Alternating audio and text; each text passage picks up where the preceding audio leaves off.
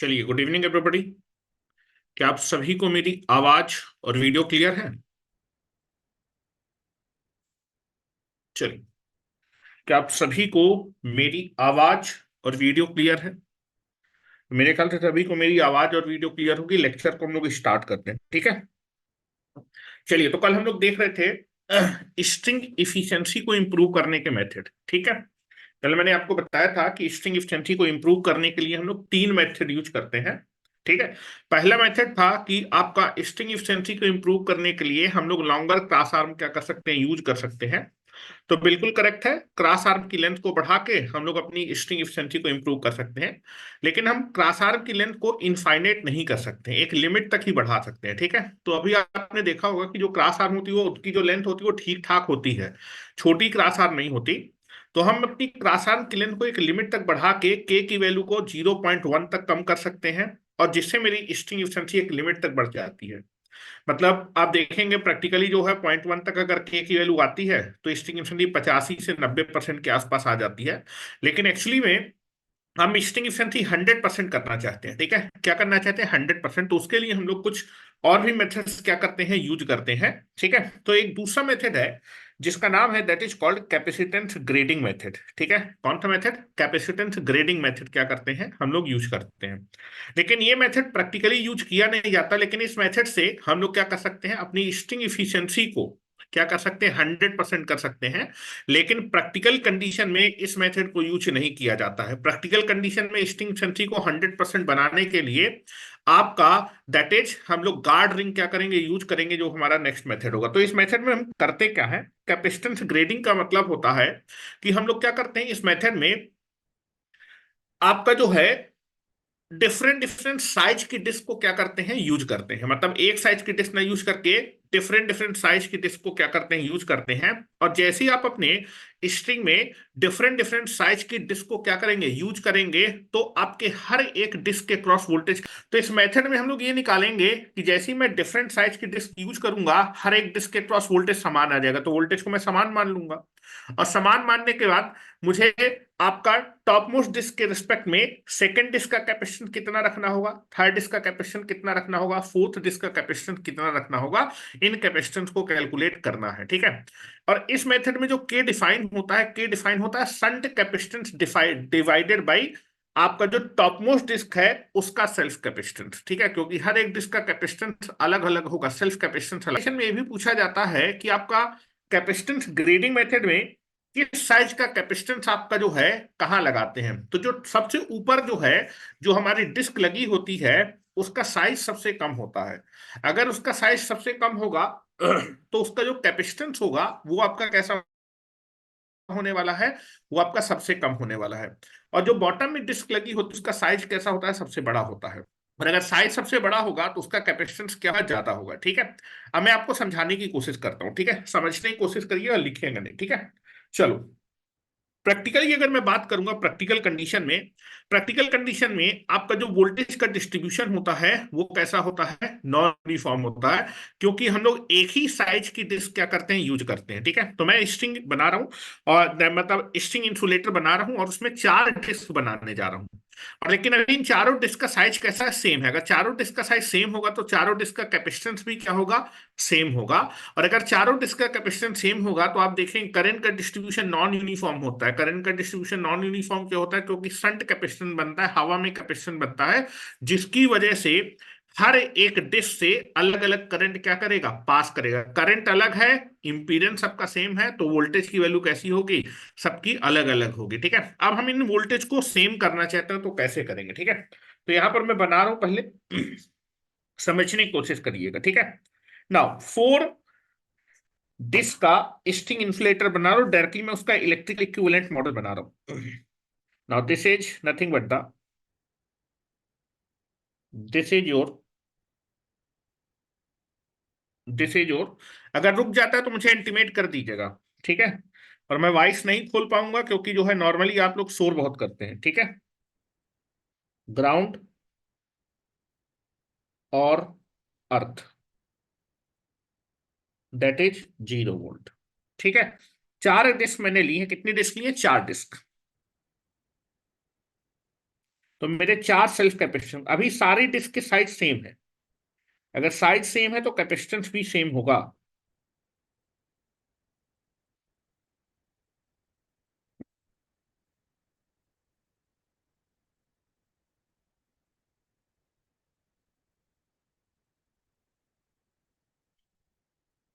ये आपके 4 डिस्क का स्ट्रिंग इंसुलेटर है। ठीक है, सभी के कैपेसिटेंस क्या है, सेम है। ठीक है, साइज सेम होगा तो कैपेसिटेंस भी सेम होंगे। Now I can be consider C S, this is C S, this is C S. Disk का कैपेसिटेंस होता है सेल्फ कैपेसिटेंस। ठीक है, और बेटा अगर 4 डिस्क का है तो कितने शंट कैपेसिटेंस बनाएंगे, that is nothing but the तीन तीन शंट कैपेसिटेंस। और इन्हीं शंट कैपेसिटेंस की वजह से जैसे जैसे करंट ऊपर जाएगा तो कुछ ना कुछ करंट लीक करता जाएगा, और इस लीकेज करंट की वजह से ही आपका करंट का डिस्ट्रीब्यूशन नॉन यूनिफॉर्म हो जाता है, जिसकी वजह से आपका वोल्टेज का डिस्ट्रीब्यूशन भी नॉन यूनिफॉर्म हो जाएगा। ठीक है, now this is nothing but the shunt capacitance, C S H, C S H, C S H. ठीक है, करंट का डिस्ट्रीब्यूशन दिखा रहा हूं। टॉप मोस्ट डिस्क में जो करंट होगा that is capital I one, और यहां पर टॉप शंट कैपेसिटर करंट होगा स्मॉल आई वन। यहां पर होगा कैपिटल आई टू। ठीक है, this is capital I two. यहां पर होगा स्मॉल आई टू। थर्ड मेरे जो डिस्क होगी या फिर जो थर्ड कैपेसिटेंस होगा, सेल्फ कैपेसिटेंस, उसमें करंट होगा capital I three, and this is small I three. और ये जो करंट होगा फोर्थ डिस्क से जो करंट पास करेगा that is capital I four, and this is nothing but the capital I four. यहां से आपको दिख रहा होगा सबसे ज्यादा करंट कौन सा होगा, कैपिटल आई फोर। ये आपका डिवाइड होगा कैपिटल आई थ्री और स्मॉल आई थ्री में, फिर स्मॉल आई थ्री आगे चल के डिवाइड होगा कैपिटल आई टू और स्मॉल आई टू में, फिर कैपिटल आई टू डिवाइड होगा कैपिटल आई वन और स्मॉल आई वन में। तो सबसे करंट, सबसे बड़ा करंट कौन सा है, कैपिटल आई वन। तो प्रैक्टिकल कंडीशन में आप देखेंगे कि हर एक डिस्क से अलग अलग करंट फ्लो कर रहा है। ठीक है, हर एक डिस्क से अलग अलग करंट फ्लो कर रहा है। ठीक है, और ये करंट अलग अलग क्यों हुआ, क्योंकि कौन सा कैपेसिटेंस है, ये हवाई कैपेसिटेंस। अगर ये कैपेसिटेंस ना होते तो सभी से बिल्कुल सेम करंट पास करता। क्योंकि डिस्क के कैपेसिटेंस सेम है तो हर एक डिस्क का इंपीडेंस सेम है, करंट भी अगर सेम हो जाता तो वोल्टेज बिल्कुल सेम हो जाता। लेकिन वोल्टेज अलग अलग क्यों हुआ, क्योंकि आपका देखो कैपेसिटेंस तो सबका सेम है, तो इंपीडेंस सबका सेम होगा लेकिन करंट अलग अलग है। और बेटा ऊपर वाले में करंट सबसे कम है तो सबसे कम वोल्टेज यहां होगा, और नीचे वाले में सबसे ज्यादा करंट है तो नीचे वाले आपका जो डिस्क होगी उसके क्रॉस सबसे ज्यादा वोल्टेज आएगा प्रैक्टिकल कंडीशन में। तो हम लिख रहा हूं प्रैक्टिकल कंडीशन में that is capital I four सबसे बड़ा करंट है, फिर उसके बाद capital I three, that is capital I two, and that is the small I one. ठीक है, जिसकी वजह से आपका जो है हर एक डिस्क जो है बराबर बराबर क्या कर रही है बेटा, कैपेसिटेंस ऑफर करेगी, क्योंकि साइज सेम है तो कैपेसिटेंस भी सेम होगा। तो इंपीडेंस सेम है, इंपीडेंस सेम है, करंट अलग अलग है, तो वोल्टेज की वैल्यू कैसी होगी, अलग अलग। टॉप मोस्ट डिस्क के क्रॉस जो वोल्टेज है वो है V one, capital V one.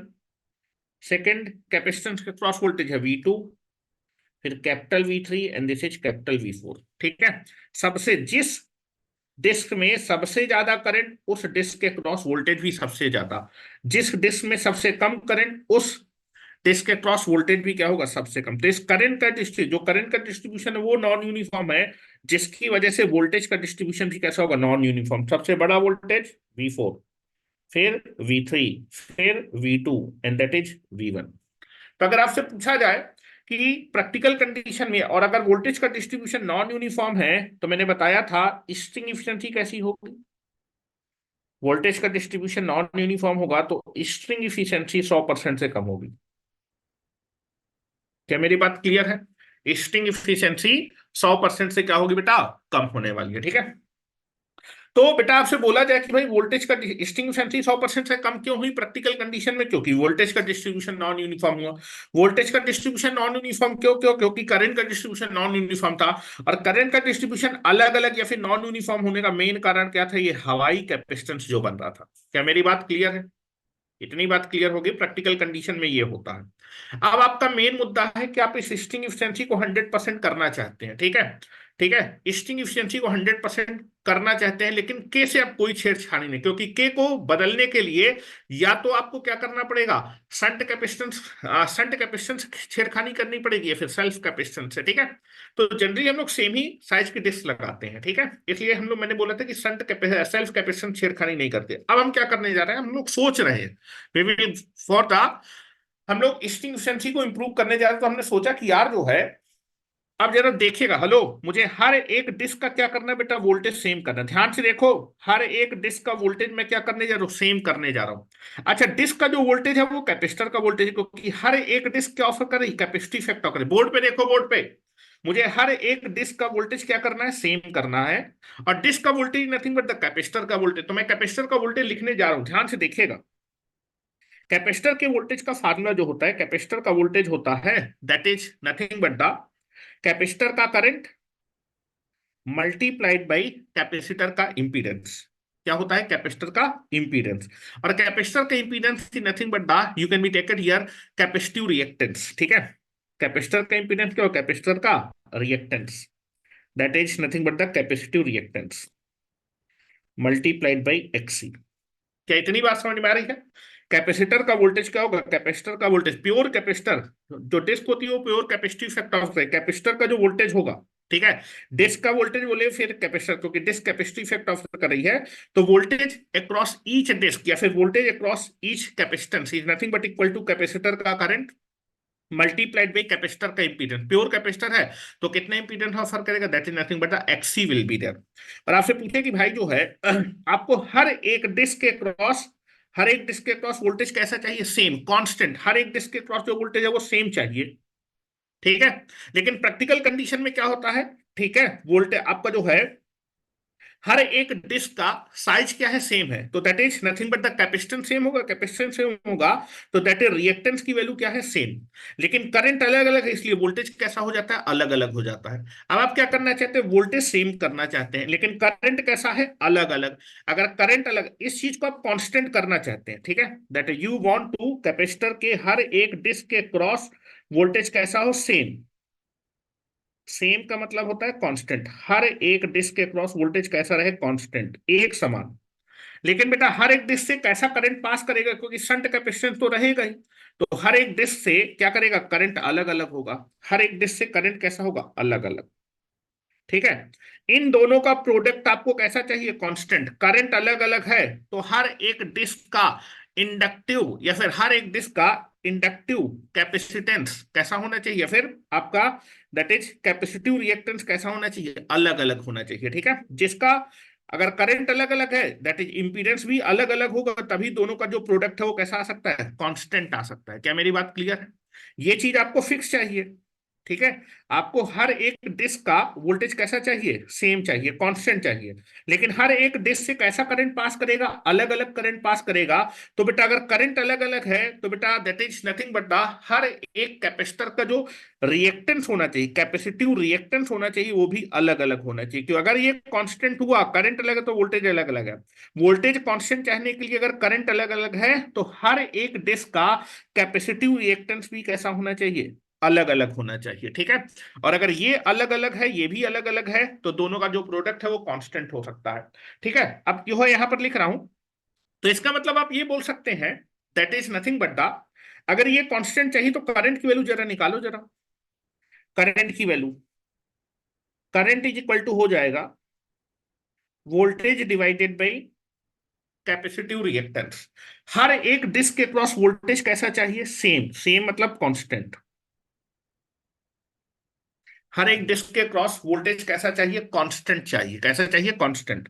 अगर ये चीज कांस्टेंट है तो अगर मैं इसको हटा दूंगा तो current is inversely proportional to current is inversely proportional to capacitive reactance.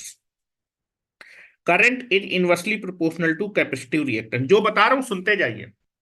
Current is inversely proportional to capacitive reactance मतलब जिस कैपेसिटर या फिर जिस डिस्क से ज्यादा करंट पास करेगा, हेलो, जिस डिस्क से ज्यादा करंट पास करेगा, अगर आपको वोल्टेज की वैल्यू सेम चाहिए तो जिस डिस्क से बेटा ज्यादा करंट पास करेगा, जिस डिस्क से ज्यादा करंट पास करेगा उस डिस्क का कैपेसिटिव रिएक्टेंस कम होना चाहिए।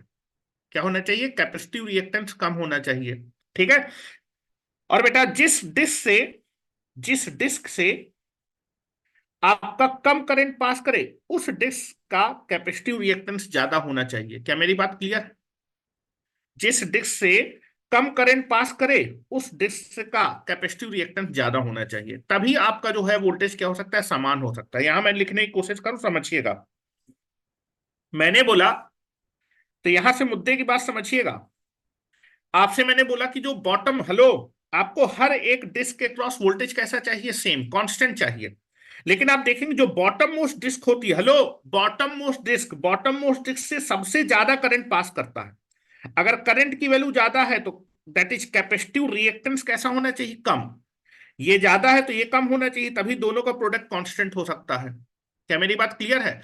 और जो टॉप मोस्ट डिस्क होती है, उससे सबसे कम करंट पास करता है, उससे सबसे कम करंट पास करता है, तो उस डिस्क का कैपेसिटिव रिएक्टेंस ज्यादा होना चाहिए। जिसका करंट कम होगा, टॉप वाले जो टॉप वाली डिस्क होती है उससे कम करंट पास करता है, तो उस डिस्क का कैपेसिटिव रिएक्टेंस ज्यादा होना चाहिए। ठीक है। और जो बॉटम मोस्ट डिस्क होती है उससे ज्यादा करंट पास करता है, तो उसका कैपेसिटिव रिएक्टेंस कैसा होना चाहिए? कम।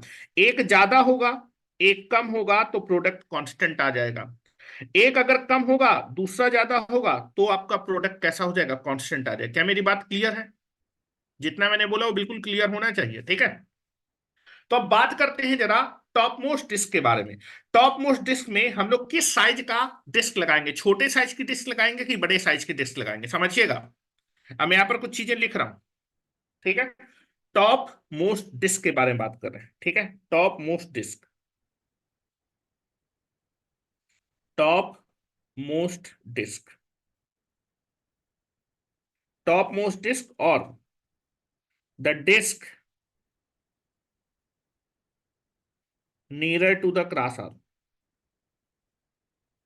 nearer to the cross arm,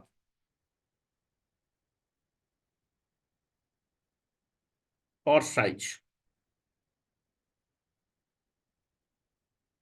cross arm और टावर। जो डिस्क आपकी टावर या फिर आपका जो है क्रॉस आर्म के नजदीक होती है, वहां पर किस साइज की डिस्क लगाएंगे? ठीक है। अब सुनिएगा जरा जो मैं बोल रहा हूं। ठीक है। ये जितनी भी मैंने बात की, वो कैपेसिटर के बारे में बात की है। ठीक है। चलो टॉप पे चलते हैं। टॉप पे टॉप मोस्ट डिस्क जो होगी, वहां पर मुझे दैट इज वोल्टेज सब में सेम करना है। हर एक डिस्क में वोल्टेज बिल्कुल सेम करना है। तो यहां पर किस साइज का मेरा डिस्क लगी होगी उसके बारे में समझा रहा हूं। तो पहले मैं बात कर रहा हूं that is top most disc में। जो टॉप हर एक डिस्क कैपेसिटी फैक्टर ऑफर करेगी, तो कैपेसिटर का वोल्टेज इज इक्वल टू क्या होगा? कैपेसिटर का voltage is equal to capacitor का current multiplied by what? That is nothing but the capacitor का इंपीडेंस। इतना समझ में आना चाहिए। मैं केवल मैग्नीट्यूड के बारे में बात करूं, देखिए बार नहीं लगाए हैं। ठीक है। टॉप मोस्ट डिस्क के क्रॉस वोल्टेज कैसा चाहिए? सेम चाहिए, मतलब कांस्टेंट चाहिए। वोल्टेज कैसा चाहिए? कांस्टेंट। कांस्टेंट। ठीक है। ये वैल्यू मुझे एक फिक्स नंबर चाहिए। ठीक है। और ये वैल्यू फिक्स चाहिए, मतलब इन दोनों का जो प्रोडक्ट है वो फिक्स होना चाहिए। ठीक है। तो आप देखेंगे जो टॉप मोस्ट डिस्क होती है उसमें सबसे कम करंट पास करता है। टॉप मोस्ट डिस्क में सबसे कम करंट पास करता है। ठीक है। अगर करंट की वैल्यू कम है तो ठीक है, इस प्रोडक्ट को कांस्टेंट आना चाहिए। अगर ये कम है तो ये कैसा होना चाहिए? ज्यादा। तो जो टॉप मोस्ट डिस्क होगी उसमें सबसे कम करंट पास करता है, तो टॉप मोस्ट डिस्क का that is capacitive impedance, capacitive impedance कैसा होना चाहिए? ज्यादा होना चाहिए। क्या इतनी बात समझ में आ रही? टॉप मोस्ट में जो डिस्क लगेगी उसका इंपीडेंस ज्यादा होना चाहिए, कैपेसिटिव इंपीडेंस ज्यादा होना चाहिए। ठीक है। अब मैं कैपेसिटिव इंपीडेंस कितना होता है? प्योर कैपेसिटर का इंपीडेंस कितना होता है? प्योर कैपेसिटर का impedance is nothing but the that is one by omega C. यही तो होता है ना, 1/ओमेगा सी। प्योर कैपेसिटर का इंपीडेंस इतना होता है। तो जो टॉप मोस्ट डिस्क होती है उसमें सबसे कम करंट पास करता है। अगर करंट कम है तो इंपीडेंस, कैपेसिटिव इंपीडेंस ज्यादा होना चाहिए। अगर आपको कैपेसिटिव इंपीडेंस ज्यादा चाहिए, कैपेसिटिव इंपीडेंस ज्यादा चाहिए, तो बेटा टॉप मोस्ट डिस्क का कैपेसिटेंस कैसा होना चाहिए? कम होना चाहिए। कैसा होना चाहिए? सेल्फ कैपेसिटेंस कम होना चाहिए। टॉप मोस्ट डिस्क का सेल्फ कैपेसिटेंस कम होना चाहिए। मोस्ट डिस्क है, उसका जो सेल्फ कैपेसिटेंस है उसका फार्मूला होता है F L N naught, F L N R, A/D। ठीक है। जो टॉप मोस्ट डिस्क है अगर उसका सेल्फ कैपेसिटेंस कम होना चाहिए तो उसका एरिया भी कैसा होना चाहिए, कम होना चाहिए। अगर मुझे टॉप मोस्ट डिस्क का सेल्फ कैपेसिटेंस कम होना चाहिए तो उसका एरिया भी कैसा होना चाहिए, कम होना चाहिए। अगर एरिया कम होगा, प्लेट का साइज कम होगा, ठीक है, पैरेलल प्लेट कैपेसिटेंस का अगर साइज कम होगा तो डिस्क कैसी होगी, कम होगी। ठीक है, तो अगर एरिया कम होगा, टॉप मोस्ट डिस्क का अगर एरिया कम होगा, ठीक है, तो टॉप मोस्ट पे जो मेरी डिस्क लगेगी उसका साइज भी कैसा होगा, कम होगा, क्योंकि जो क्रॉस सेक्शनल एरिया होता है प्रोपोर्शनल टू साइज होता है। क्या मेरी इतनी बात समझ में आ रही है? टॉप मोस्ट डिस्क में जो डिस्क है उसके क्रॉस वोल्टेज मुझे फिक्स चाहिए, लेकिन टॉप मोस्ट डिस्क में करंट क्या होगा, कम होगा, तो मुझे उसका इंपीडेंस ज्यादा रखना पड़ेगा। इंपीडेंस ज्यादा रखने के लिए ऊपर वाली जो डिस्क है उसका सेल्फ कैपेसिटेंस कम होना है। सेल्फ कैपेसिटेंस कम होगा मतलब एरिया कम होगा। अगर एरिया कम होगा तो टॉप में जो हम डिस्क लगाएंगे उसका साइज कम, मतलब सबसे ऊपर जो है किस साइज की डिस्क लगाई जाती है, कैपेसिटेंस ग्रेडिंग मेथड में छोटे साइज की डिस्क लगाई जाती है। ठीक है, तो दैट इज यहां पर मैं लिख रहा हूं, दैट इज कैपेसिटेंस ग्रेडिंग में टॉप मोस्ट डिस्क में अगर बात करें, सबसे जो ऊपर डिस्क होती है उसमें जो करंट होता है वो कैसा होता है, कम होता है। करंट कैसा होता है, कम होता है। ठीक है, इसलिए वोल्टेज सेम रखना है, करंट कम है तो दैट इज इंपीडेंस कैसा होगा, कैपेसिटिव इंपीडेंस ज्यादा होगा। अगर कैपेसिटिव इंपीडेंस ज्यादा रखना है तो कैपेसिटेंस की वैल्यू कैसी रखनी है, कम रखनी है। कैपेसिटेंस की वैल्यू कम रखनी है, इनवर्सली होता है कैपेसिटेंस की वैल्यू कम। और अगर कैपेसिटेंस की वैल्यू कम रखनी है मतलब आपका पैरेलल प्लेट का एरिया कैसा होगा, कम। अगर कैपेसिटेंस का एरिया कम है तो कैपेसिटेंस का जो साइज होगा वो कम होगा, और कैपेसिटेंस का साइज कम है मतलब डिस्क का साइज क्या है, कम है। ठीक है, ये बात क्लियर होनी चाहिए, गांठ बांध लीजिए। जो मैंने लिखा है ये आपको बुक बुक में देखने को नहीं मिलेगा, केवल एक पॉइंट देखने को मिलेगा कि दैट इज सबसे ऊपर छोटे साइज की डिस्क लगाई जाती है। क्यों लगाई जाती है मैंने आपको बता दिया, इतना लिख लीजिए। अब हम आते हैं बॉटम पे कैसी होगी, बॉटम में किस साइज की डिस्क लगानी होगी। बॉटम पे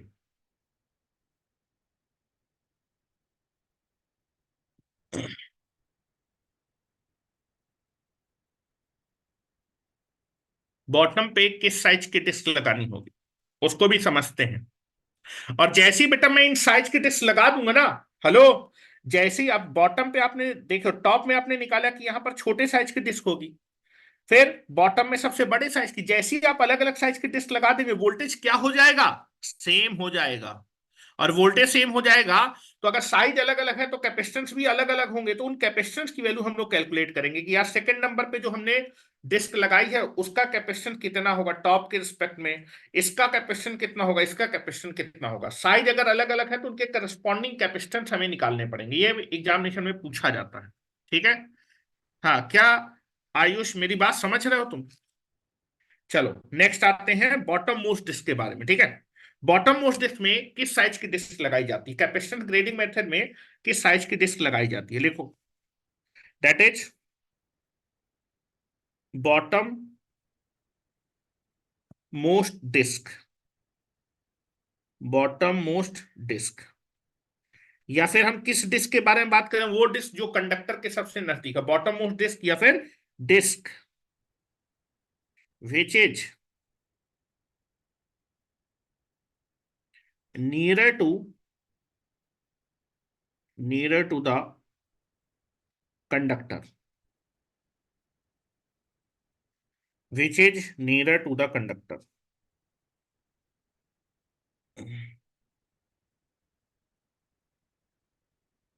विच is nearer.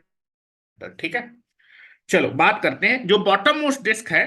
Bottom most disk, हर एक डिस्क के क्रॉस वोल्टेज आप है, अगर आप सेम साइज की डिस्क लगा देंगे तो कभी वोल्टेज बराबर नहीं हो पाएगा। इसलिए मैंने क्या किया, कैपेसिटर, क्योंकि डिस्क कैपेसिटी इफेक्ट ऑफर करती है तो कैपेसिटर का वोल्टेज क्या होता है, करंट मल्टीप्लाइड बाई इंपीडेंस। ठीक है, तो नाउ बॉटम मोस्ट डिस्क की बात करें तो बॉटम मोस्ट डिस्क जो कि कैपेसिटी इफेक्ट ऑफर करेगी, और उस कैपेसिटर का वोल्टेज क्या होगा, दैट इज कैपेसिटर का करंट मल्टीप्लाइड बाई कैपेसिटर का इंपीडेंस। अब देखो बॉटम मोस्ट डिस्क के क्रॉस भी वोल्टेज कैसा चाहिए, बॉटम मोस्ट डिस्क के क्रॉस भी वोल्टेज आप क्या करना चाहते हैं, सेम रखना चाहते हैं, कांस्टेंट रखना चाहते हैं। यहां भी आप उतना ही वोल्टेज रखना चाहते हैं, कांस्टेंट। और अगर हर एक डिस्क के क्रॉस वोल्टेज बराबर आ गया तो स्ट्रिंग एफिशिएंसी 100% हो जाएगी। अब देखो ये बताओ, जो बॉटम मोस्ट डिस्क है, शंट कैपेसिटेंस की वजह से करंट तो अलग अलग होंगे, हम शंट कैपेसिटेंस कोई छेड़खानी नहीं कर रहे हैं। शंट कैपेसिटेंस बनेगा तो करंट अलग, लेकिन बॉटम मोस्ट डिस्क में जो कितना करंट पास करेगा, ज्यादा करंट बॉटम मोस्ट डिस्क में हमेशा कितना करंट पास करेगा, ज्यादा। ठीक है, दैट इज इन दोनों का प्रोडक्ट कांस्टेंट चाहिए, इन दोनों का प्रोडक्ट एक फिक्स नंबर चाहिए, लेकिन अगर करंट ज्यादा है तो इंपीडेंस क्या होगा, कम होगा। तो जो बॉटम में हम डिस्क लगाएंगे उसका कैपेसिटिव इंपीडेंस कैसा होना चाहिए, कम होना चाहिए। ऊपर वाले में करंट कम था तो उसका कैपेसिटिव इंपीडेंस ज्यादा था, नीचे वाले में करंट ज्यादा फ्लो करे तो उसका कैपेसिटिव इंपीडेंस, तभी प्रोडक्ट कांस्टेंट आएगा। जैसे मान लीजिए दो नंबर है, दो नंबर का प्रोडक्ट मुझे 10 चाहिए, लेकिन मान लीजिए एक नंबर में ज्यादा ले रहा हूं, ठीक है, एक नंबर मैंने कितना ले लिया, मान लीजिए that is nothing but the 8/5 ले लिया, कितना ले लिया, 8/5। ठीक है, 8/5 की जगह इसको मान लेते हैं 5 ले लिए, एक नंबर को मैंने, that is nothing but the, चलो इस तरह लिख देता हूँ एग्जाम्पल समझाने के लिए। मान लो मुझे दो नंबर का जो प्रोडक्ट है ए और बी, दो नंबर का प्रोडक्ट ए और बी, इसका प्रोडक्ट मुझे चाहिए, फैक्टर कर लेते हैं 36 चाहिए, कितना चाहिए, 36। दो नंबर है, इनका प्रोडक्ट मुझे 36 चाहिए, कांस्टेंट वैल्यू चाहिए। लेकिन अगर एक नंबर बढ़ जाएगा तो प्रोडक्ट कांस्टेंट रख लेंगे, दूसरे को कम करना पड़ेगा। तो पहले आप देखेंगे, मान लीजिए इस नंबर की वैल्यू कितनी हो गई, ये नंबर हो गया दैट इज मान लीजिए 12, एक नंबर ज्यादा है तो दूसरा नंबर 100% क्या हो जाएगा, कम होगा। ठीक है, क्या मेरी बात क्लियर है, 12×3 = 36। ठीक है, उसी तरह बात करते हैं, that is nothing but the A × B का प्रोडक्ट तुम्हें 36 चाहिए। ठीक है, और मान लो पहला नंबर तुम्हारा कम है, 4 है, प्रोडक्ट तो तुम्हें उतना ही चाहिए ना, अगर एक नंबर कम है तो दूसरे नंबर को 100% बढ़ना पड़ेगा। तो 4 में आप जो है इससे बड़ा नंबर गुणा करेंगे। क्या मेरी बात क्लियर है, 36। अगर एक ज्यादा हुआ तो दूसरे को कम होना पड़ेगा, क्योंकि प्रोडक्ट कांस्टेंट चाहिए, अगर एक कम है तो दूसरे को बढ़ना पड़ेगा, प्रोडक्ट कांस्टेंट चाहिए। क्या मेरी बात क्लियर है, सेम चीज यहां पर देखिए, दोनों चाहे टॉप वाली डिस्क हो चाहे बॉटम वाली डिस्क हो, दोनों के क्रॉस वोल्टेज कैसा चाहिए, सेम चाहिए, वोल्टेज बिल्कुल एक समान चाहिए। लेकिन टॉप में करंट कम है तो इंपीडेंस को बढ़ना पड़ेगा, और बॉटम में करंट आपका कैसा है, ज्यादा है, तो बॉटम वाले जो मेरी डिस्क होगी उसका कैपेसिटिव इंपीडेंस क्या होना चाहिए, कम। एक कम है तो दूसरा ज्यादा होगा, अगर दूसरा ज्यादा है तो पहला क्या होगा, कम होगा, तभी प्रोडक्ट कांस्टेंट हो सकता है। ठीक है, तो that is nothing but the, bottom में जब हम बात कर रहे हैं कि जो बॉटम मोस्ट डिस्क है उसमें सबसे ज्यादा करंट क्या करेगा, फ्लो करेगा। अगर उसमें करंट ज्यादा है तो बॉटम मोस्ट डिस्क का कैपेसिटिव इंपीडेंस कम होगा। और कैपेसिटर का जो इंपीडेंस होता है, कैपेसिटर का इंपीडेंस क्या होता है, 1/ωc। बॉटम वाली जो डिस्क है, ठीक है, बॉटम वाली डिस्क का कैपेसिटिव इंपीडेंस कम है, तो उसका जो सेल्फ कैपेसिटेंस होगा, उसका जो सेल्फ कैपेसिटेंस है वो ज्यादा होगा। ठीक है, क्या मेरी बात क्लियर है, अगर इंपीडेंस आपको बॉटम पे कम चाहिए, कैपेसिटर का इंपीडेंस कम चाहिए, तो उसका सेल्फ कैपेसिटेंस कैसा होगा, ज्यादा होगा। सेल्फ कैपेसिटेंस आपको कैसा चाहिए, ज्यादा चाहिए। कैपेसिटेंस का फॉर्मूला εo εr A/d, यही होता है। अगर आपको बॉटम वाली डिस्क का सेल्फ कैपेसिटेंस ज्यादा चाहिए तो उसका एरिया भी कैसा होगा, ज्यादा होगा। और बेटा अगर एरिया ज्यादा होगा तो साइज, एरिया और साइज दोनों प्रोपोर्शनल होते हैं। बॉटम मोस्ट डिस्क का एरिया ज्यादा होगा तो उसका साइज भी कैसा होगा, ज्यादा होगा। मतलब बॉटम में जो डिस्क लगेंगी उसका साइज कैसा होगा, ज्यादा होगा। क्या मेरी बात क्लियर है, एरिया अगर बड़ा है तो साइज ज्यादा होगा, एरिया छोटा है तो साइज कम होगा। ठीक है, ये तो तुम्हें बचपन से मालूम है। ठीक है, तो यहां मैं लिख रहा हूं जो बॉटम पे डिस्क लगी होगी, जहां लिख रहा हूं बॉटम में क्या होगा, बॉटम में जो डिस्क होती है उससे ज्यादा करंट पास करता है। अगर बॉटम में जो डिस्क लगी होती है उससे करंट ज्यादा पास करेगा, वोल्टेज के लिए सेम चाहिए, तो उस डिस्क का कैपेसिटिव इंपीडेंस कम होगा। और अगर कैपेसिटिव इंपीडेंस कम होगा तो सेल्फ कैपेसिटेंस की वैल्यू क्या होगी, ज्यादा होगी, इनवर्सली प्रोपोर्शनल होते हैं। और बेटा अगर कैपेसिटेंस ज्यादा है तो एरिया भी ज्यादा होगा, और एरिया ज्यादा होगा तो साइज भी कैसा होगा, ज्यादा। तो बॉटम में हम जो है किस साइज की डिस्क लगाएंगे, बड़े साइज की डिस्क लगाएंगे। ठीक है, तो लिख रहा हूं so that size disk is required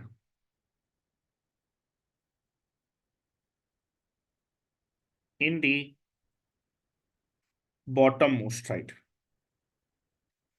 is required, therefore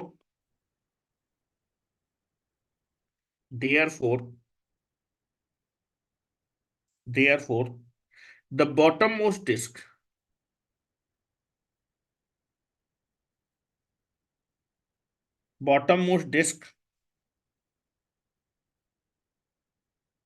in the capacitance grading method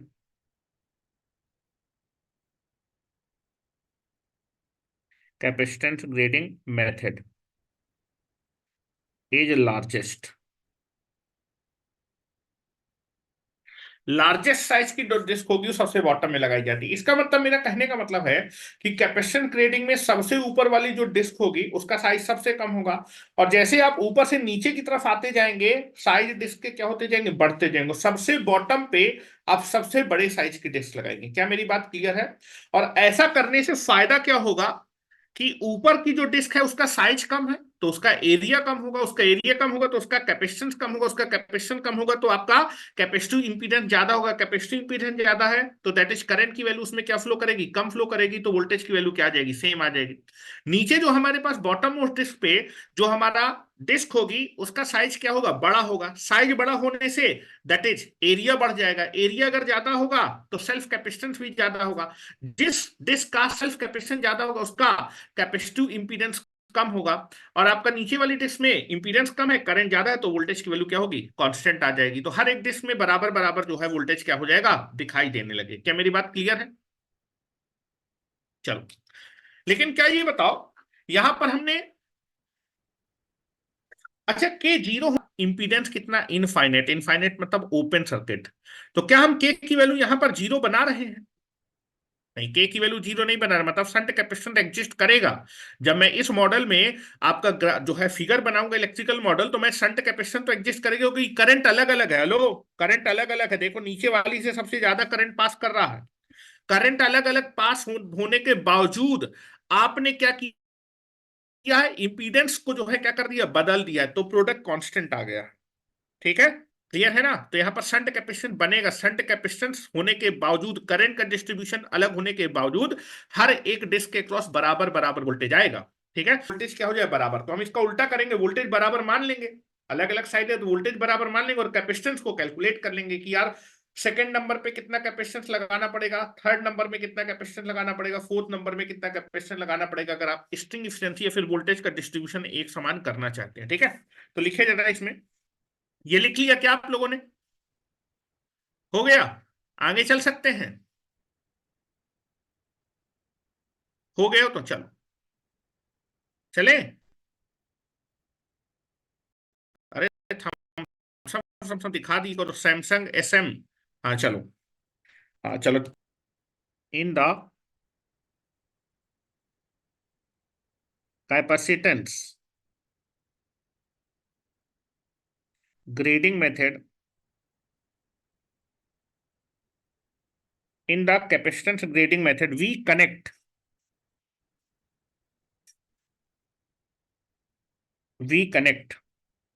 different size, we connect different size of disk in the string में हम लोग डिफरेंट साइज की डिस्क को क्या करते हैं, कनेक्ट करते हैं। ठीक है, कहां पर कितने साइज की होगी, ठीक है, देख रहा हूं। देयरफॉर, अच्छा, हर एक डिस्क का साइज अलग है तो हर एक डिस्क का सेल्फ कैपेसिटेंस भी अलग अलग होगा। तो इस बार CS नहीं मानेंगे, ऊपर वाली को C1 मानेंगे, C2 मानेंगे, C3 मानेंगे, C4 मानेंगे। हर एक डिस्क का साइज अलग अलग है तो उसका सेल्फ कैपेसिटेंस भी अलग अलग होगा। तो लिख रहा हूं, therefore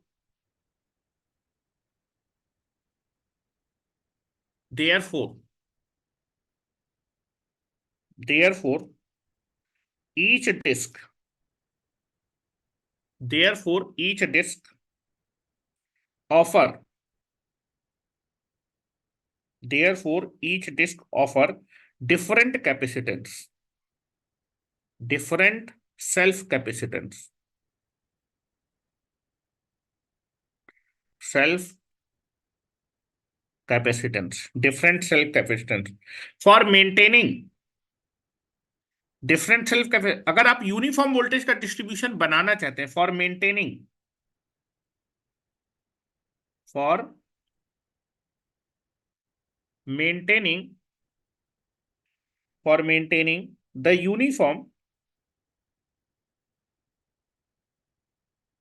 uniform voltage distribution,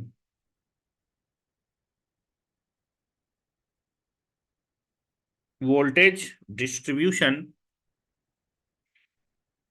across each disk, across each disk in the string insulator,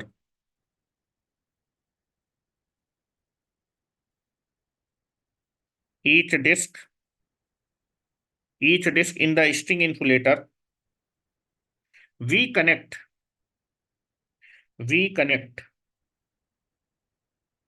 we connect the smallest size, we connect the smallest size disk, we connect the smallest size disk। मैंने लिखा है कि अगर आप voltage के distribution को एक समान करना चाहते हैं तो सबसे ऊपर किस साइज की डिस्क कनेक्ट करिए, we connect the smallest size disk. जिस डिस्क का साइज सबसे कम होगा उसका कैपेसिटेंस भी कैसा होगा बेटा, जरा मुझे बताओगे। साइज कम तो एरिया कम, एरिया कम तो सेल्फ कैपेसिटेंस भी कम होगा, ठीक है, ये चीज ध्यान रखिएगा। ठीक है, तो we connect the smallest size disk, bracket में लिखता हूं दैट इज स्मॉलेस्ट कैपेसिटेंस। क्योंकि अगर कैपेसिटेंस कम होगा तो इंपीडेंस ज्यादा होगा, क्योंकि जेड इज इक्वल टू तो 1/ओमेगा सी। स्मॉलेस्ट, स्मॉलेस्ट कैपेसिटेंस, सबसे ऊपर वाली डिस्क का कैपेसिटेंस सबसे कम होगा, smallest capacitance disk, smallest capacitance disk near to the, near to the cross arm, cross arm और टावर, टावर के नजदीक हम लोग सबसे छोटे साइज की या फिर सबसे कम कैपेसिटेंस की डिस्क को कनेक्ट करते हैं। And and and and and largest size, and largest size disk, जिस डिस्क का साइज सबसे बड़ा होगा उसका कैपेसिटेंस भी सबसे बड़ा होगा। ठीक है, the largest size disk that is largest capacitance, largest capacitance disk nearer to the, nearer to the conductor, और कंडक्टर के नजदीक सबसे लार्जेस्ट साइज की डिस्क को क्या करते हैं, कनेक्ट करते हैं। नियर द कंडक्टर, और near the conductor that is bottom most disk, bottom most disk. ठीक है, क्या मेरी बात समझ में आ गई कि इस मेथड में हम लोग कर क्या रहे हैं। इस मेथड में हम लोग डिफरेंट डिफरेंट साइज के कैपेसिटेंस क्या कर रहे हैं, कनेक्ट कर रहे हैं। और सबसे ऊपर जो है, जो हम लोग डिस्कनेक्ट कर रहे हैं उसका साइज सबसे कम है या फिर उसका कैपेसिटेंस सबसे कम है। और सबसे नीचे जो हम लोग डिस्कनेक्ट कर रहे हैं उसका साइज सबसे बड़ा है, फिर उसका कैपेसिटेंस सबसे बड़ा है। ठीक है, और ऐसा करने से आपकी स्ट्रिंग के क्रॉस वोल्टेज का डिस्ट्रीब्यूशन कैसा हो जाएगा, एक समान हो जाएगा, बिल्कुल एक समान हो जाएगा। ठीक है, तो चलो निकालते हैं यार कि भाई अगर मैं अलग अलग साइज की डिस्क कनेक्ट कर दूंगा, या अलग अलग साइज की डिस्क मतलब अलग अलग कैपेसिटेंस की डिस्क को अगर मैं कनेक्ट कर दूंगा तो वोल्टेज का डिस्ट्रीब्यूशन एक समान हो जाएगा। तो जो सेकंड नंबर पे डिस्क लगी है उसका कैपेसिटेंस कितना होगा, थर्ड नंबर पे जो डिस्क हम कनेक्ट करेंगे वोल्टेज के डिस्ट्रीब्यूशन को एक समान करने के लिए वहां पर कितना कैपेसिटेंस कनेक्ट करना पड़ेगा, क्योंकि हर एक डिस्क का कैपेसिटेंस अलग अलग है। और मैं हर एक डिस्क के कैपेसिटेंस को टॉप मोस्ट डिस्क के रिस्पेक्ट में, टॉप में आपने पहली डिस्क लगा दी, फिर उससे नीचे तो उससे बड़ी लगाएंगे। तो अगर टॉप में जो डिस्क लगाई है उसका कैपेसिटेंस C1 है तो नीचे वाली जो डिस्क है वहां पर कितना कैपेसिटेंस लगाना पड़ेगा, ये मुझे निकालना है। थर्ड नंबर पे जो डिस्क हो उसका साइज बड़ा होगा तो उसका कैपेसिटेंस ज्यादा होगा, वो कैपेसिटेंस टॉप। चलो, तो ये बनाते हैं, चलो कैलकुलेशन स्टार्ट करने जा रहा हूं और जो क्वेश्चन पूछा जाता है उसको ही बताता हूं आपको। क्या लिख लिया आप लोगों ने, आयुष लिख लिया। हाँ देखो आयुष मेरा भाई थम्सअप कर रहा है, क्यों, है ना। कल सर तुम लोग का नाम रख रहे थे, रामलाल श्यामलाल, है ना। कौन है भाई रामलाल, कौन है तुम्हारी क्लास में? कल मैं सुन रहा था बैठे बैठे, क्योंकि जितनी देर तुम लोग की क्लास चलती है दोनों की हमारी भी क्लास रहती है। मतलब एक सामने बैठा होता है, एक कंप्यूटर के पीछे बैठा होता है, कि तुम लोग कर क्या रहे हो, है ना। एक रामलाल बनता है तो दूसरा श्यामलाल, एक घोड़े लाल बनेगा, एक जो है क्या कहते हैं दूसरा लाल बनेगा, है ना। सब बिल्कुल लाल हो गए हो गर्मी और ठंडी के समय पे, है ना। क्यों? चलो, देखो आज सब टोपा वोपा लगा के बैठे हैं। दिलीप तो बिल्कुल ऐसे बांधे बैठा है कि जो है सारी ठंडी इसी के समाई जा रही है। हैं? क्यों दिलीप, इतनी ठंडी लग रही? बांध लो भैया, ठंडी है, जड़ा न जाना। तुमने बिल्कुल निकाल दिया टोपा, है ना। चलो, चलते हैं नेक्स्ट। चलो, अब मैं क्या कर रहा हूं, मुझे वोल्टेज का डिस्ट्रीब्यूशन एक समान करना है, तो मैंने क्या किया है कि डिफरेंट डिफरेंट साइज की डिस्क कनेक्ट कर दी है। और डिफरेंट डिफरेंट साइज की डिस्क कनेक्ट करते ही अब जो मेरी स्ट्रिंग है उसके क्रॉस वोल्टेज का डिस्ट्रीब्यूशन कैसा हो गया, सेम हो गया। ठीक है, सुनिएगा। Now I can be connected different different size disk. हम लोग ऐसा कर रहे हैं, लेकिन प्रैक्टिकल ऐसे किया नहीं जाता है, क्योंकि घाटा होगा, पैसा ज्यादा लग जाएगा। ठीक है, क्योंकि अलग अलग साइज की डिस्क बनाने की कॉस्ट भी अलग अलग होगी। और अगर मान लीजिए मेरे पास जो है, आपके पास जो है 400 केवी की लाइन अगर आपको टांगनी है, तो 400 केवी की जो लाइन होती है उसमें जो स्ट्रिंग इंसुलेटर्स में 42 से 43 डिस्क होती हैं। तो 43 अलग अलग साइज की डिस्क आपको क्या करनी पड़ेगी, आपको स्टोरेज करके रखना पड़ेगा। और मान लो किसी 17वें नंबर की डिस्क आपकी खराब हो गई, और 17वें नंबर पे अलग साइज की डिस्क लगी होगी, मान लो वो आपके जो है स्पेयर पार्ट में नहीं है, तो फिर क्या करोगे? फिर तो हमें स्ट्रिंग हमारी काम करेगी नहीं। तो हम क्या करते हैं, प्रैक्टिकली ये चीज इंपॉसिबल होती है कि इतनी डिफरेंट डिफरेंट साइज की डिस्क को आपको क्या करना पड़ेगा, स्फीयर में स्टोर करना पड़ेगा।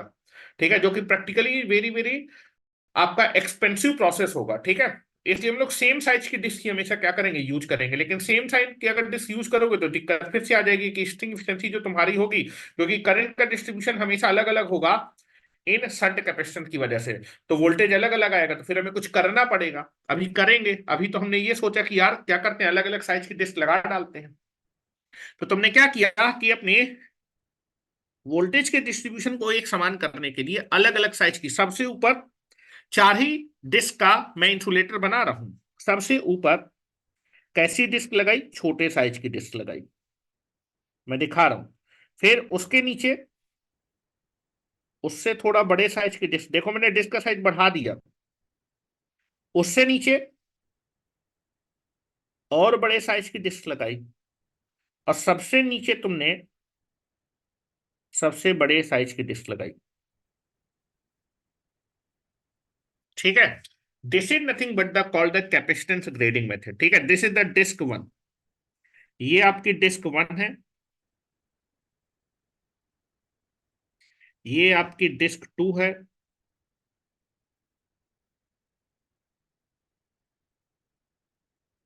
ये डिस्क थ्री है, और ये फिगर बना होता है किताबों में।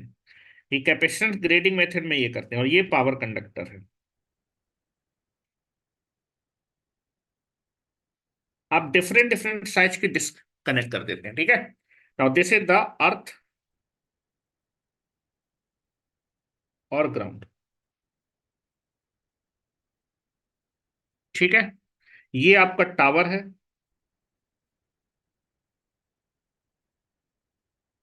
और ये आपकी cross arm.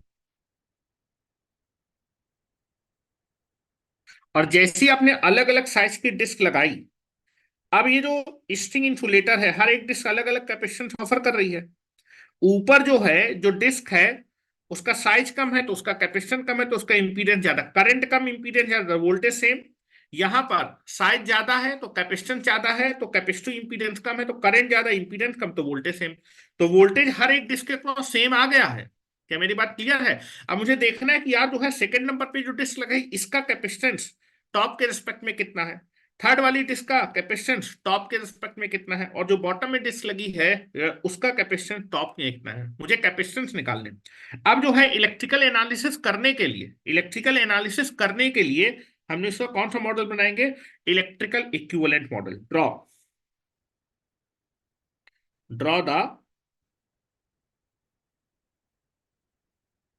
Electrical equivalent model.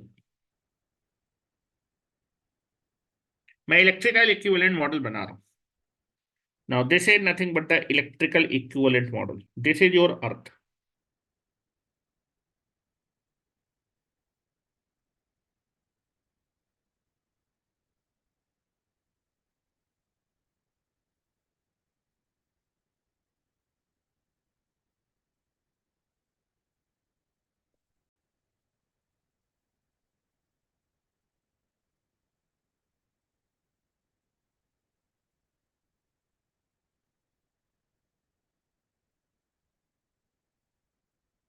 ठीक है, now this is nothing but the, this is your tower.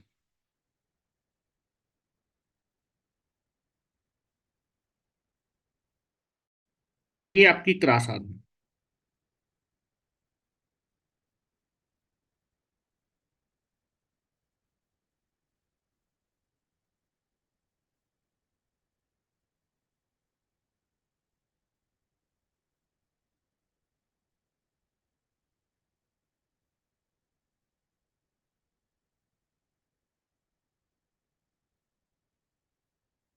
ठीक है, ये आपकी क्रॉस आर्म है। अब जरा देखिएगा, जो मेरी सबसे ऊपर जो डिस्क लगी है उसका साइज सबसे कम है, साइज कम है तो उसका कैपेसिटेंस भी सबसे कम होगा। और ऊपर जो डिस्क लगी है उसका कैपेसिटेंस मैं C1 मान रहा हूं, सेल्फ कैपेसिटेंस C1 मान रहा हूं। चार डिस्क है तो चार सेल्फ कैपेसिटेंस बनाएंगे, ध्यान से देखिएगा। चार डिस्क हैं तो चार में सेल्फ कैपेसिटेंस बनाऊंगा। एक, दो, तीन, चार। ये आपका पावर कंडक्टर है, this is your power conductor.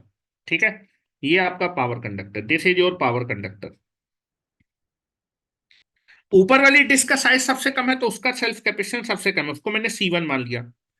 ठीक है, उसके बाद जो दूसरी डिस्क है उसका साइज थोड़ा सा ज्यादा है तो उसका सेल्फ कैपेसिटेंस C2 मान लिया। तीसरे वाली डिस्क का साइज और बड़ा है तो उसका सेल्फ कैपेसिटेंस मैंने C3 मान लिया। और बॉटम में जो डिस्क लगी उसका सेल्फ कैपेसिटेंस मैंने C4 मान लिया। एक रिलेशन बिल्कुल क्लियर होना चाहिए, जिसका साइज कम है तो उसका सेल्फ कैपेसिटेंस भी कम होगा। तो C1 की वैल्यू सबसे कम है, फिर C2 की वैल्यू उससे ज्यादा है, C3 की वैल्यू और ज्यादा, और C4 की वैल्यू और ज्यादा है। अगर चार डिस्क है तो कितने शंट कैपेसिटर बनेंगे? तीन। एक,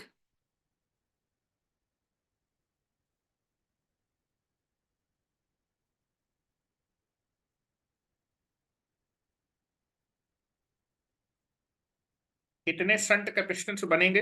तीन बनेंगे, तीन शंट कैपेसिटेंस आपके बनने वाले, तीन shunt capacitance will be there, three shunt capacitance.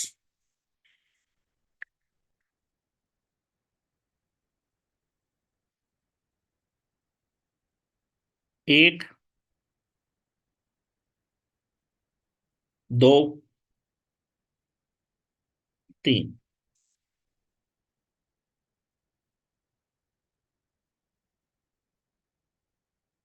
चलो, ये बताओ वोल्टेज का डिस्ट्रीब्यूशन कैसा होगा? एक समान होगा। हेलो, कैपेसिटेंस अलग अलग है, साइज जैसी अलग अलग होगा, ऊपर सबसे छोटा साइज लगाया तो आपका इंपीडेंस कैसा है? ज्यादा है, करंट कम है। ठीक है, पहले मैं करंट का डिस्ट्रीब्यूशन दिखाने जा रहा हूं। करंट, टॉप में कितना करंट मानेंगे? करंट तो अलग अलग होगा क्योंकि शंट कैपेसिटेंस है। करंट दिखा रहा हूं, करंट टॉप वाले में कैपिटल I1, टॉप वाले शंट में कैपिटल स्मॉल I1। सेकंड, जिसमें capital I2, this is capital I2, small I2।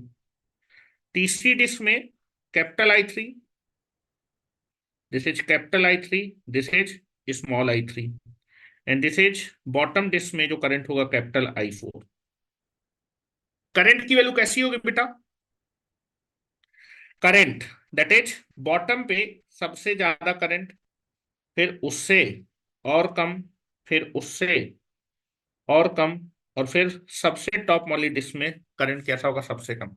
इसको मैं थोड़ा सा नीचे लिखे दे रहा हूं, थोड़ा सा नीचे, इसको कट करके। जिस कैपेसिटेंस का, जिस जिस डिस्क का कैपेसिटेंस सबसे कम है उसका इंपीडेंस ज्यादा होगा, टॉप वाली डिस्क का इंपीडेंस सबसे ज्यादा होगा।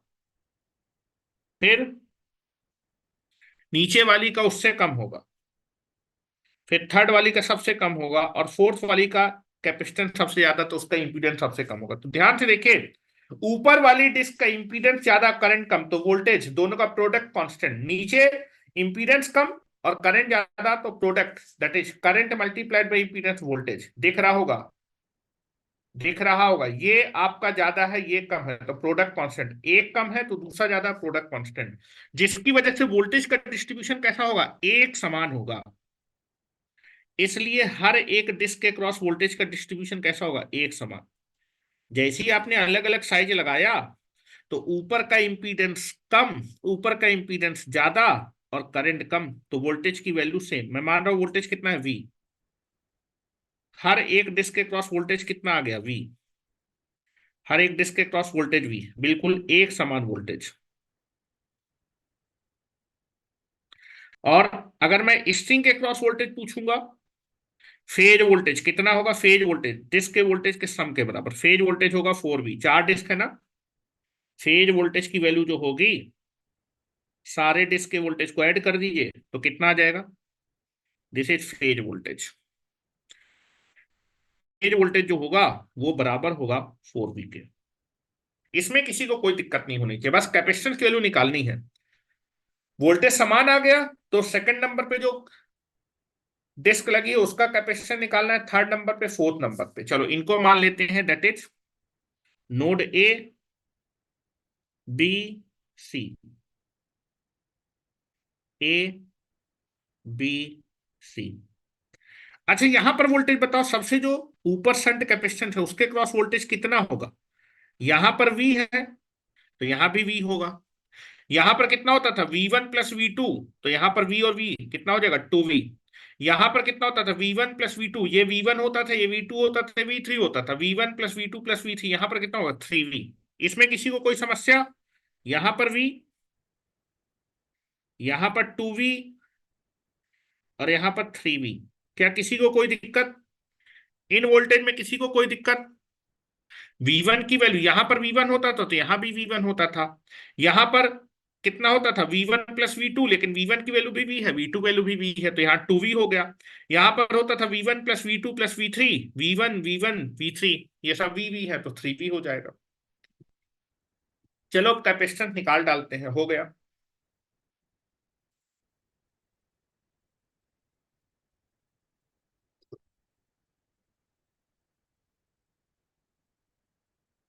Voltage same, voltage same, uniform distribution of voltage. जैसे ही अलग अलग साइज बनाएंगे तो डिस्ट्रीब्यूशन कैसा होगा, लिखे दे रहा हूं यहां पर, uniform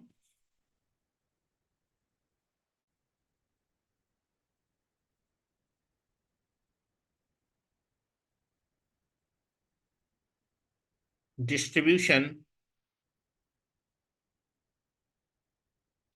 across each disk in the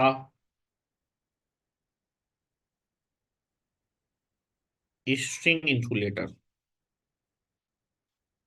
अरे स्क्रीन नहीं चल रही, कौन बोला स्क्रीन नहीं चल रही है, ये कौन बोला।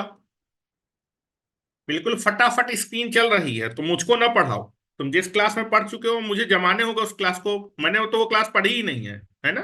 जिस क्लास में तुम पढ़ रहे हो डिप्लोमा में, डिप्लोमा मैंने किया ही नहीं है, वो बहुत गुजरे जमाने हैं, है ना। स्क्रीन रुक गई है, अब तुम अपने नेटवर्क को दोष ना दोगे, सारा दोष तुम जो है स्क्रीन को दे दोगे।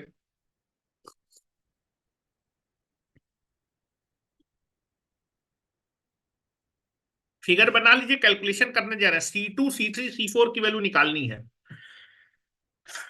जो हमने सेकंड नंबर पे जो डिस्क लगाई है उसका कैपेसिटेंस टॉप के रिस्पेक्ट में कितना है। थर्ड नंबर पे जो अलग साइज की डिस्क लगाई है, जब मैं C2 C3 C4 की वैल्यू निकालूंगा तो देखेंगे वो सब बड़े आएंगे। C2 की वैल्यू C1 से बड़ी आएगी, C3 की value C1 that is top most capacitance से बड़ी आएगी, C4 की वैल्यू C3 से बड़ी आएगी। और बेटा इन कैपेसिटेंस को मैं निकालना चाहता हूँ किसके टर्म में, हेलो, C1 C2 C3 निकालना चाहता हूँ, एक तो टॉप मोस्ट डिस्क और दूसरा शंट कैपेसिटेंस। इनके रिस्पेक्ट में निकालना चाहता हूं। अरे बड़े आएंगे। चलो कैलकुलेशन स्टार्ट करें अगर हो गया हो।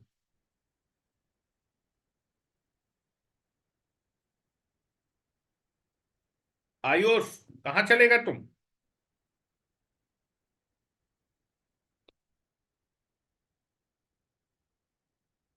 चलो मेरे ख्याल में हो गया होगा। दीपक हो गया?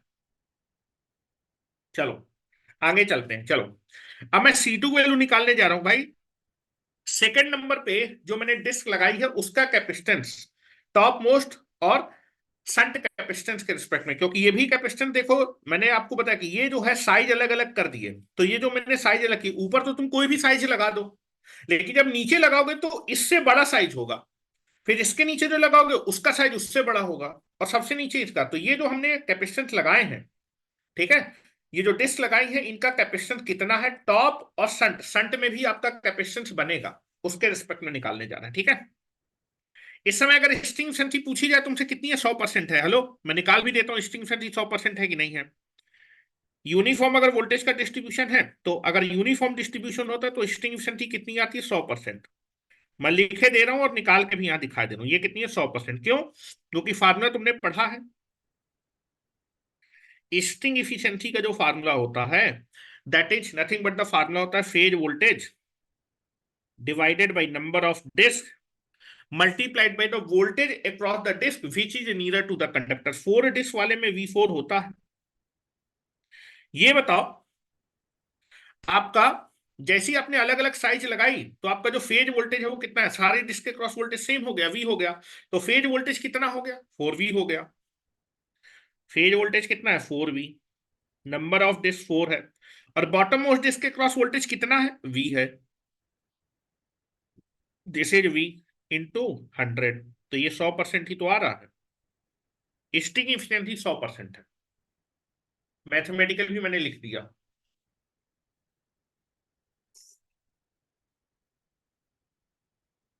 चलो C1 C2 C3 की वैल्यू निकालने जा रहा हूं, C2 की वैल्यू निकालने जा रहा हूं। हाँ, कहाँ गया मेरा भाई?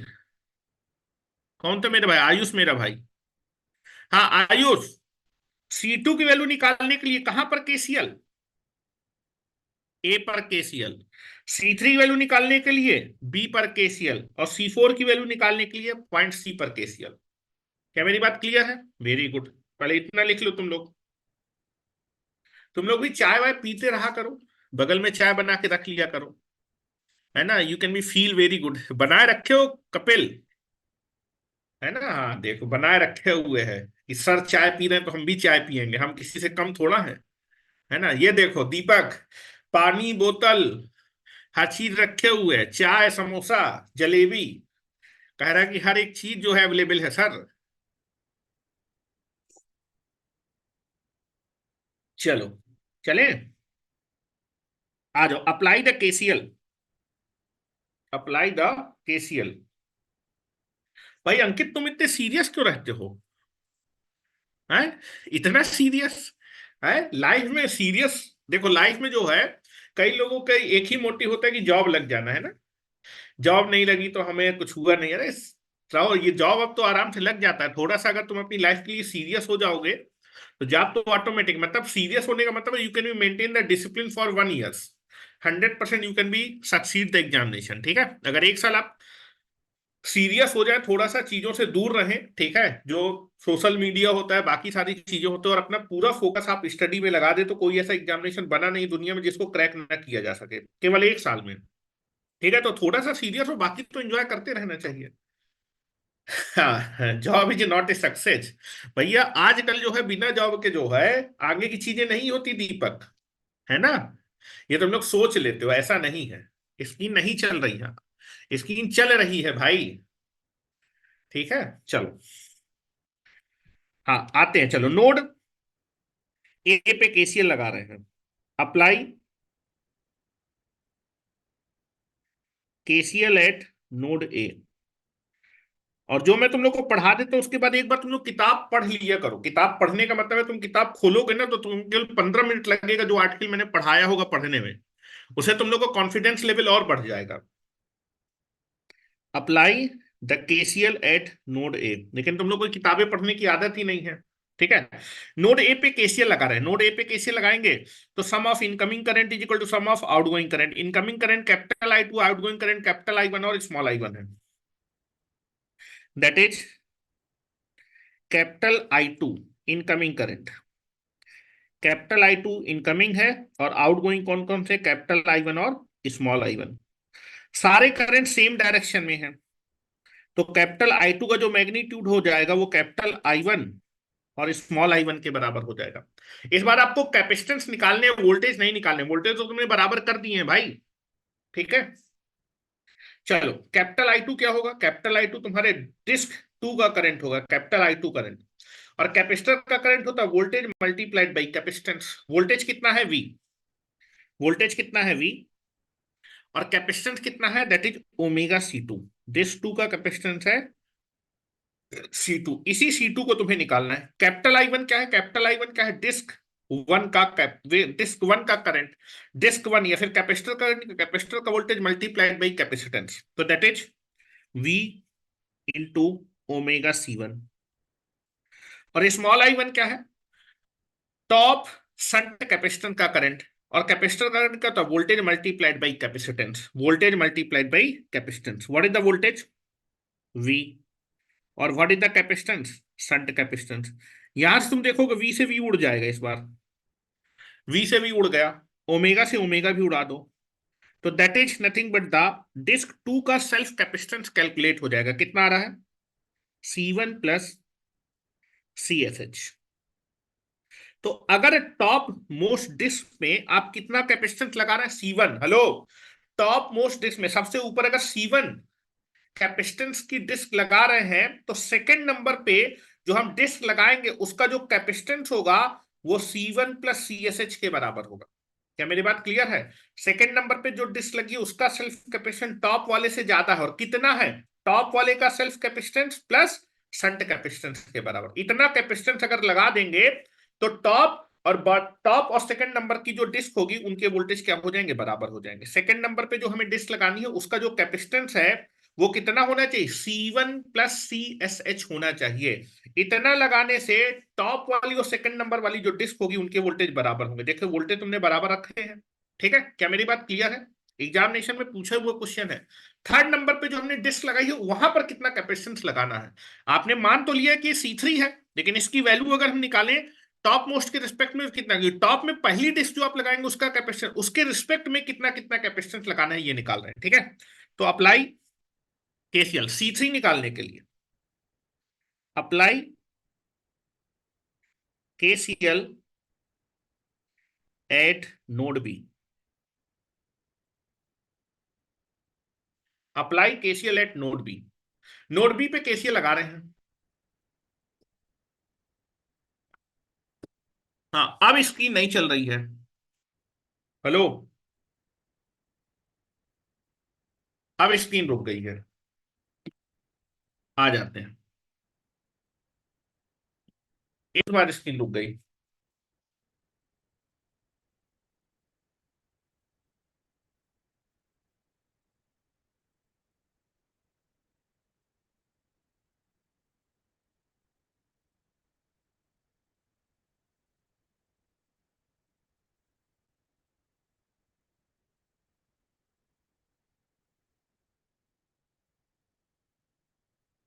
अब मुझे ये बताओ तुम लोग कि तुम लोग ने जो है कहां तक मैंने बता दिया था। अब मैं अनम्यूट कर दे रहा हूं। हाँ, चलो आप अपने अनम्यूट कर सकते हो। कहां तक मैंने बता दिया था, यहां तक मैंने बता दिया था ना? यस हाँ यहां तक बता दिया है, apply the KCL at small node. I one.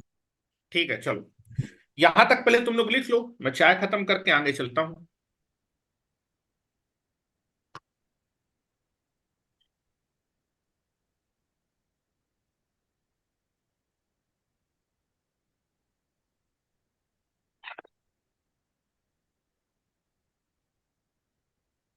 लिख लिया तुम लोगों ने? लिख लो, पहले इसको लिख लो। जी सर, लिख चुके हैं।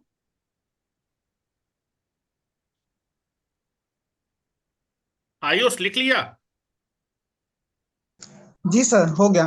हो गया। चलो अभी जी। स्क्रीन फिर से रुक गई है, मैं फिर से एक बार शेयर करता हूँ। चलो नोड बी पे केसीएल लगाओ तुम लोग अपनी तरफ से, और मुझे थर्ड इसका सेल्फ कैपेसिटेंस बताना होगा, टॉप मोस्ट और शंट कैपेसिटेंस के रिस्पेक्ट में। C3 equal to C2 plus 2 CHS. है C3 is equal to, C C2 plus 2 CSH. नहीं भाई ऐसा कैसे हो गया? Sir I2 plus I is capital C2 I2 plus plus small I2 है ना? C2 plus 2 shunt capacitance. C2 plus shunt capacitance ना, तो जी भैया सर। मुझको टॉप मोस्ट जी के रिस्पेक्ट में निकालना था, तुम तो मुझे सेकंड नंबर वाले के रिस्पेक्ट में बता रहे हो। C1 के रिस्पेक्ट में बताओ ना कितना आएगा।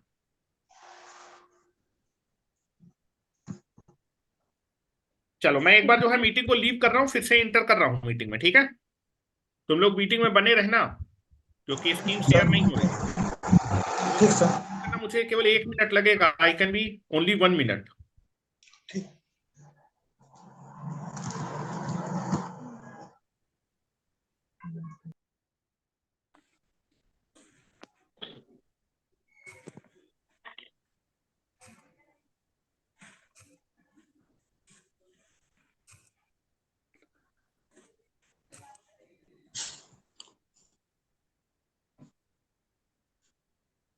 दीपक भैया।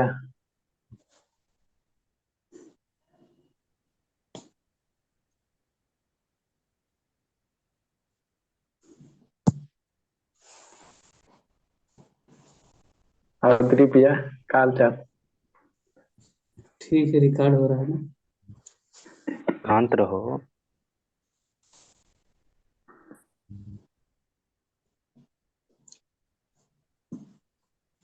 श्रेयांश नहीं है क्या?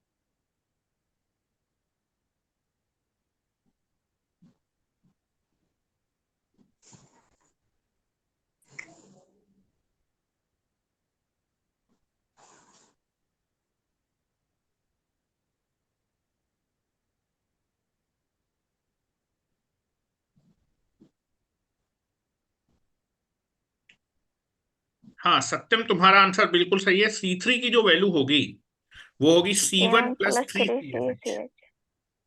ठीक है, चलो निकालते हैं, आ जाइए। चलो तो मैं नोड बी पे केसीएल अप्लाई करने जा रहा हूं। देखो शरारत नहीं करना, नहीं तो मैं सबको अनम्यूट कर दूंगा, फिर नहीं कहना। Now this is nothing but the, आप नोड बी पे केसीएल लगाएंगे तो that is capital I3 is equal to capital I2 plus small I2। Capital I3, capital I3 is equal to capital I2 plus small I2। ठीक है, क्योंकि सारे current same है, तो दैट इज कैपिटल I3 का जो मैग्नीट्यूड होगा वो capital I2 plus small I2 के बराबर होगा। ठीक है, नाउ कैपिटल I3 क्या है बेटा? कैपिटल आई थ्री क्या है? That is nothing but the इस थर्ड डिस्क का करंट, या फिर थर्ड डिस्क या फिर प्योर कैपेसिटर का करंट, और प्योर कैपेसिटर करंट का voltage multiplied by omega C. ठीक है, नाउ दिस इज वोल्टेज कितना है V, और बेटा कैपेसिटेंस कितना है? That is omega C3 is equal to capital I2 क्या है? Capital I2, this is the capital I2, this is capital I2 nothing but the second disc का current. Second disc का करंट क्या होगा? या फिर सेकंड डिस्क बोलिए, या फिर सेकंड सेल्फ कैपेसिटेंस का current, voltage multiplied by omega C2। और बेटा स्मॉल I2 क्या है? ये सेकंड नंबर का जो शंट कैपेसिटेंस है उसका करंट, और कैपेसिटर का करंट क्या होगा? वोल्टेज है 2Vc और कैपेसिटेंस है VCH। वोल्टेज कितना है? 2Vc multiplied by omega CSH। V से V कट जाएगा, ओमेगा से ओमेगा कट जाएगा, और बेटा यहां पर जो है दैट इज C3 की वैल्यू निकल आएगी। जो तीसरे नंबर का कैपेसिटेंस है उसका self capacitance C3 nothing but equal to C2 plus 2CSH। लेकिन हमें तो बेटा टॉप मोस्ट डिस्क के रिस्पेक्ट में निकालना है, तो मैं C2 की वैल्यू C1 के टर्म में रख सकता हूं। ठीक है, तो इक्वेशन नंबर वन से आप C2 की वैल्यू रख दीजिए। इसको चलो मैं इक्वेशन नंबर 1 मान लेता हूं, C2 वैल्यू रख देता हूं। तो जो तीसरी डिस्क होगी उसका जो सेल्फ कैपेसिटेंस होगा वो कितना हो जाएगा? C2 की जगह रख दिया C1 plus CSH plus 2 shunt capacitance. तो C3 की वैल्यू हो जाएगी that is C1 plus 3CSH। देखो इतना कैपेसिटेंस हमें कनेक्ट करना पड़ेगा तीसरी डिस्क का, मतलब तीसरी डिस्क का जो सेल्फ कैपेसिटेंस है अगर मैं वो कितना रख दूं? C1 plus 3CSH। ठीक है, तो आपका जो वोल्टेज का डिस्ट्रीब्यूशन है वो कैसा हो जाएगा? एक समान हो जाएगा। पहली, दूसरी और तीसरी डिस्क के क्रॉस वोल्टेज कैसा होगा? एक समान। This is the equation number 2। अब ये जो बॉटम में डिस्क लगी है उसका सेल्फ कैपेसिटेंस कितना रखना पड़ेगा उसको भी निकालते हैं। Apply the KCL at node C। Node C पे KCL अप्लाई करिए। नोड C पे जब KCL अप्लाई करेंगे तो this is nothing but equal to Ramesh. Ramesh आपका आंसर बिल्कुल सही है, आपका जो आंसर है वो बिल्कुल ही करेक्ट है। Apply the no KCL at node C। Node C में जब KCL अप्लाई करेंगे तो इनकमिंग करंट हो जाएगा कैपिटल I4, देख लीजिए, और दैट इज आउटगोइंग करंट हो जाएगा capital I3 plus small I3। क्योंकि सारे करंट सेम डायरेक्शन में है इसलिए कैपिटल I4 का जो मैग्नीट्यूड होगा वो capital I3 plus small I3 के बराबर होगा। ठीक है, नाउ अब कैपिटल I4 क्या है? कैपिटल I4 है बॉटम मोस्ट डिस्क का करंट, और बॉटम मोस्ट डिस्क का करंट निकालेंगे तो voltage multiplied by omega C4, और C4 ही निकालना है। कैपिटल I3 क्या है? थर्ड डिस्क का करंट, और थर्ड डिस्क का करंट क्या होगा? दैट इज कैपेसिटर का current, voltage multiplied by omega C3। और बेटा कैपिटल स्मॉल I3 क्या है? तीसरे शंट कैपेसिटर का करंट, तीसरे शंट कैपेसिटर के क्रॉस वोल्टेज है 3V, and that is capacitance है, दैट इज शंट कैपेसिटेंस। यहां से V से कट जाएगा, V कट जाएगा, और ओमेगा से ओमेगा कट जाएगा। तो जो आपके पास चौथी डिस्क लगी है उसका जो सेल्फ कैपेसिटेंस है C4 वो आ जाएगा C3 प्लस 3CSH। लेकिन हमें तो टॉप मोस्ट रिस्पेक्ट के टर्म में निकालना था कैपेसिटेंस चौथी डिस्क का। ठीक है, तो यहां पर वैल्यू रख देते हैं, तो C3 की वैल्यू हम C1 के टर्म में रख देते हैं इक्वेशन नंबर 2 से, यहां से रख दो। तो C4 की जो वैल्यू हो जाएगी, C3 की वैल्यू होगी this is C1 plus 3CSH plus 3CSH। तो जो चौथी डिस्क है उसका जो सेल्फ कैपेसिटेंस होगा वो होना चाहिए C1 plus 6CSH। This is the equation number 3। तो अगर मैं इतने इतने कैपेसिटेंस की डिस्कनेक्ट कर दूंगा तो आपका स्ट्रिंग एफिशिएंसी कितनी मिलेगी? 100% मिलेगी। कितनी मिलेगी? 100%। ठीक है, तो मैं लिख देता हूं, रेशियो को लिख देता हूं यहां पर। ठीक है, जरा मैं वैल्यू लिख रहा हूं, सारी वैल्यू।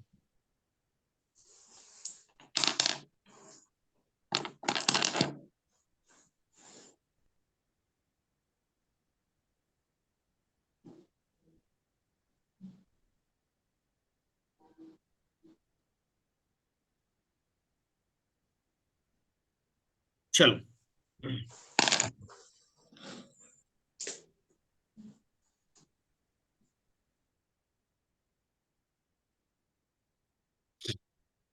चले आएंगे बेटा अगर हो गया हो। जी चलो, सर। चलिए, तो जरा मैं यहां पर मैं वैल्यू लिखता हूं।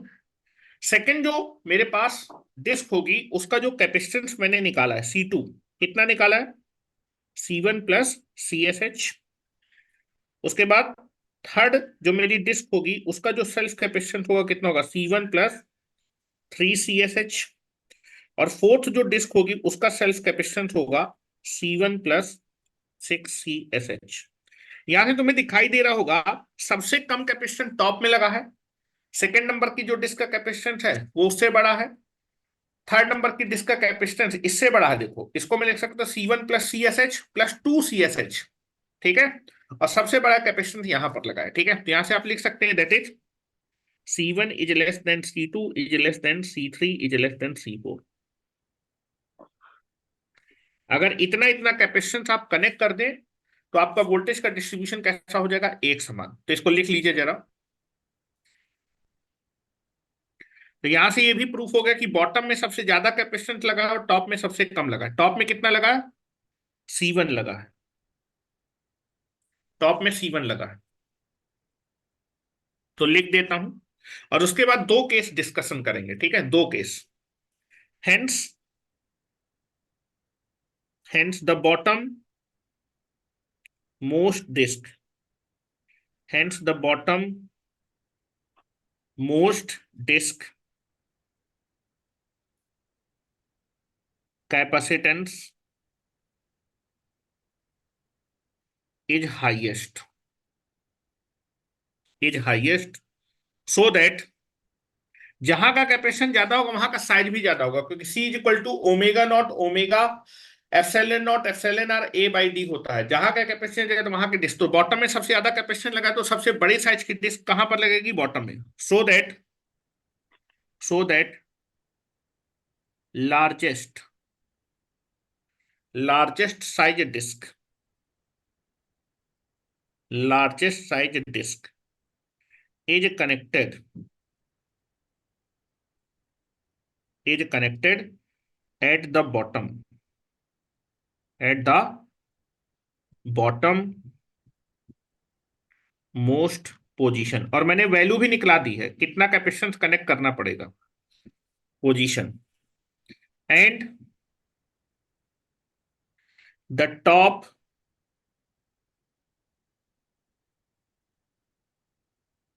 Disc capacitance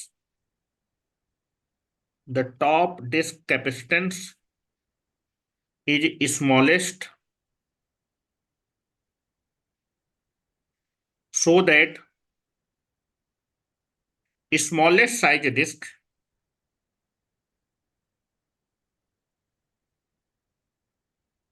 smallest size disk is connected at the top most position at the top most position। चलो, अब दो केस के बारे में बात करते हैं। मान लीजिए के की वैल्यू आपकी जो है 0.2 है, तब जरा जो है कैपेसिटेंस का रेशियो कितना होगा? ठीक है, टॉप के रिस्पेक्ट में अदर कैपेसिटेंस जो डिस्क होंगे उनका कैपेसिटेंस कितना होगा? चलो, दो केस डिस्कस कर रहे हैं। केस नंबर 1,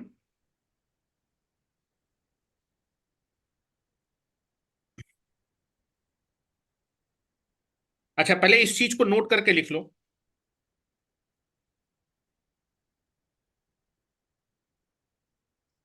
कैपेसिटेंस ग्रेडिंग में अगर आप वोल्टेज का डिस्ट्रीब्यूशन एक समान करना चाहते हैं तो टॉप में C1 लगाएंगे, सेकंड में C1 प्लस CSH लगाएंगे, थर्ड नंबर पे जो डिस्क लगाएंगे उसका कैपेसिटेंस इतना होगा, चौथे नंबर पे जो डिस्क लगाएंगे उसका कैपेसिटेंस इतना होगा। तो इनका रेशियो निकालना है, ठीक है। तो लिख रहा हूं, इन the capacitance grading, in the capacitance grading method,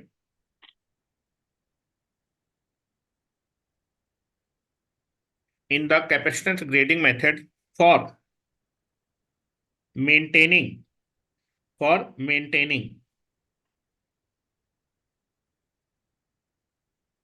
uniform, uniform voltage distribution,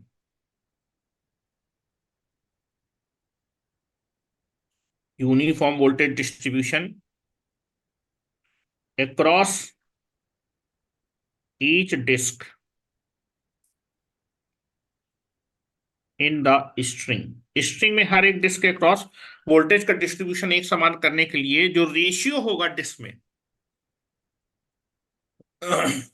the ratio, the in the capacitance grading method for the uniform voltage distribution across each disk in the string, the capacitance ratio, the capacitance, the self capacitance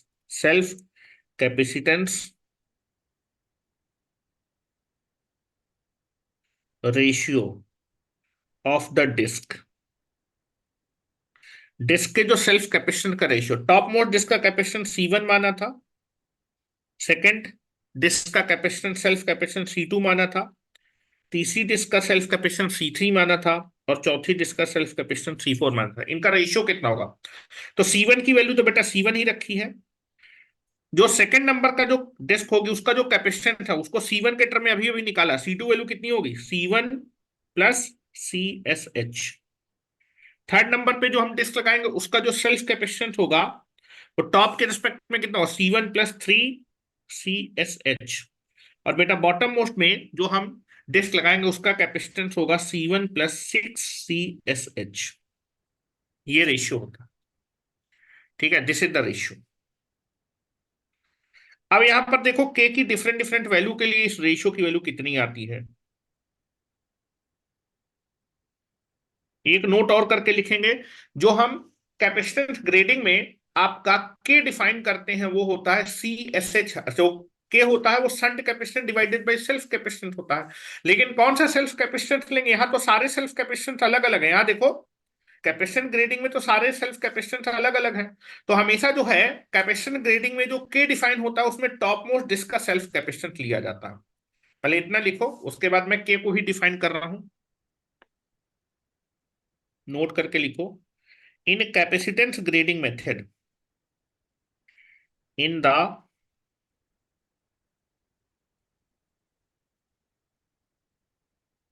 capacitance grading method, K is defined as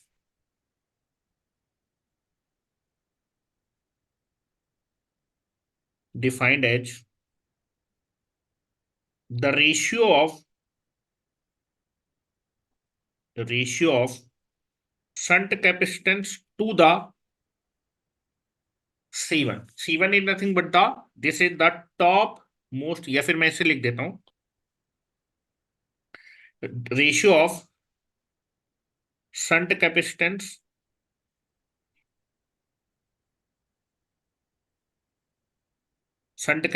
to the top most disk self capacitance. तो अगर मैं इसको mathematically लिखना चाहूं, that is nothing but the K जो define होगा वो होगा shunt capacitance divided by top most disk का सेल्फ कैपेसिटेंस है C1। इस रेशियो को हम लोग K बोलते हैं कैपेसिटेंस ग्रेडिंग में, क्योंकि कैपेसिटेंस ग्रेडिंग में सेल्फ कैपेसिटेंस हर एक डिस्क का अलग अलग है। तो एक कैपेसिटेंस हमें देखना पड़ेगा कौन सा कैपेसिटेंस लेते हैं। हर एक चीज ऊपर वाली डिस्क के रिस्पेक्ट में निकाला है तो ऊपर वाली डिस्क का सेल्फ कैपेसिटेंस लेते हैं K डिफाइन करने के लिए।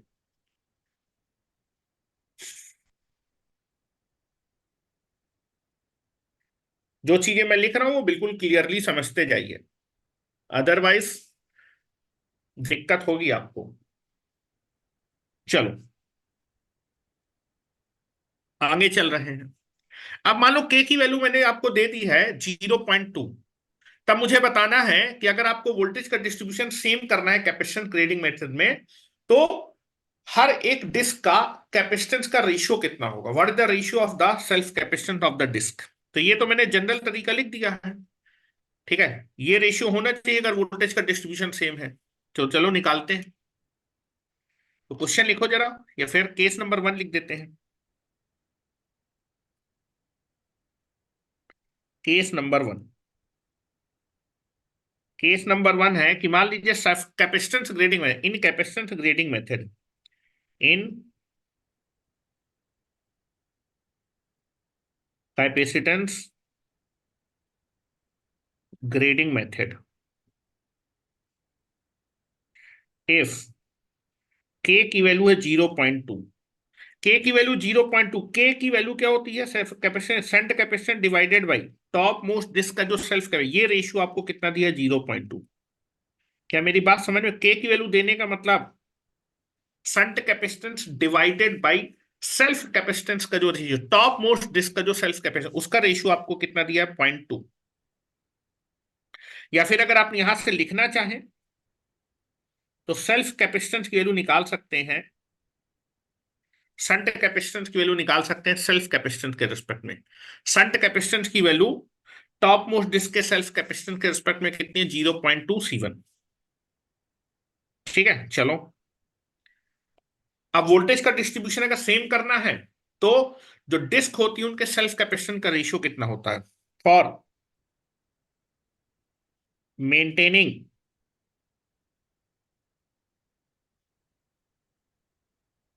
Uniform voltage distribution across each disk in the string, in the string, the ratio of the ratio of self capacitance of disk, डिस्क के सेल्फ कैपेसिटेंस का जो रेशियो होगा, 4 ही डिस्क का एग्जाम्पल ले रहे हैं। एग्जामिनेशन में देखो 3 डिस्क तक आए थे, लेकिन मैं 4 डिस्क तक निकला दिया सेफली पर्पज से। अगर कैपेसिटेंस ग्रेडिंग में आप वोल्टेज का डिस्ट्रीब्यूशन सेम रखना चाहते हैं तो जो डिस्क के जो सेल्फ कैपेसिटेंस है उनका रेशियो यही तो होता है, ठीक है। That is C1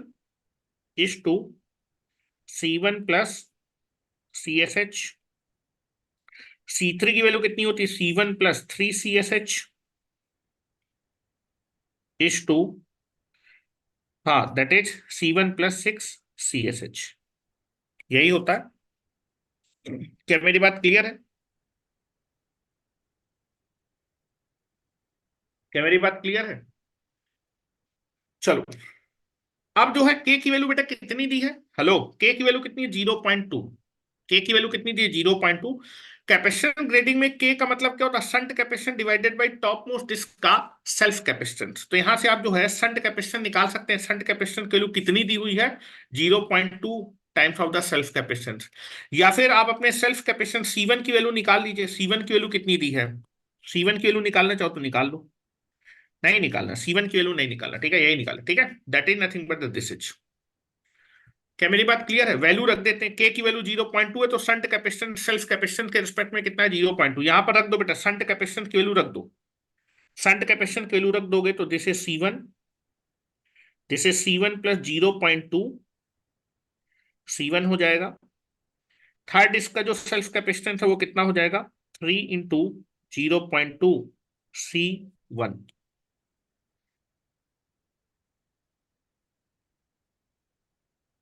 six into 0.2 C1।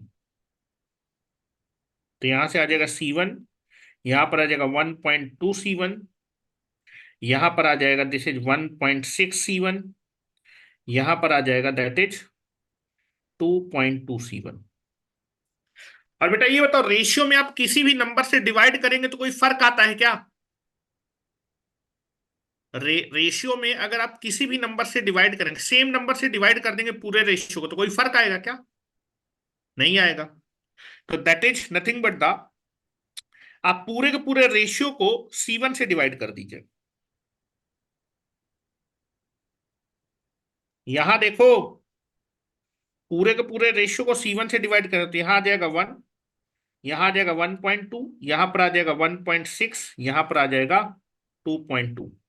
तो अगर जो है k की बेटा वैल्यू आपको 0.2 है, जो मैं बात बोल रहा हूं ध्यान सुनिए, अगर k की वैल्यू 0.2 है तो जो आप डिस्कनेक्ट करेंगे वोल्टेज के डिस्ट्रीब्यूशन को एक समान, उनके सेल्फ कैपेसिटेंस का रेशियो इतना होगा।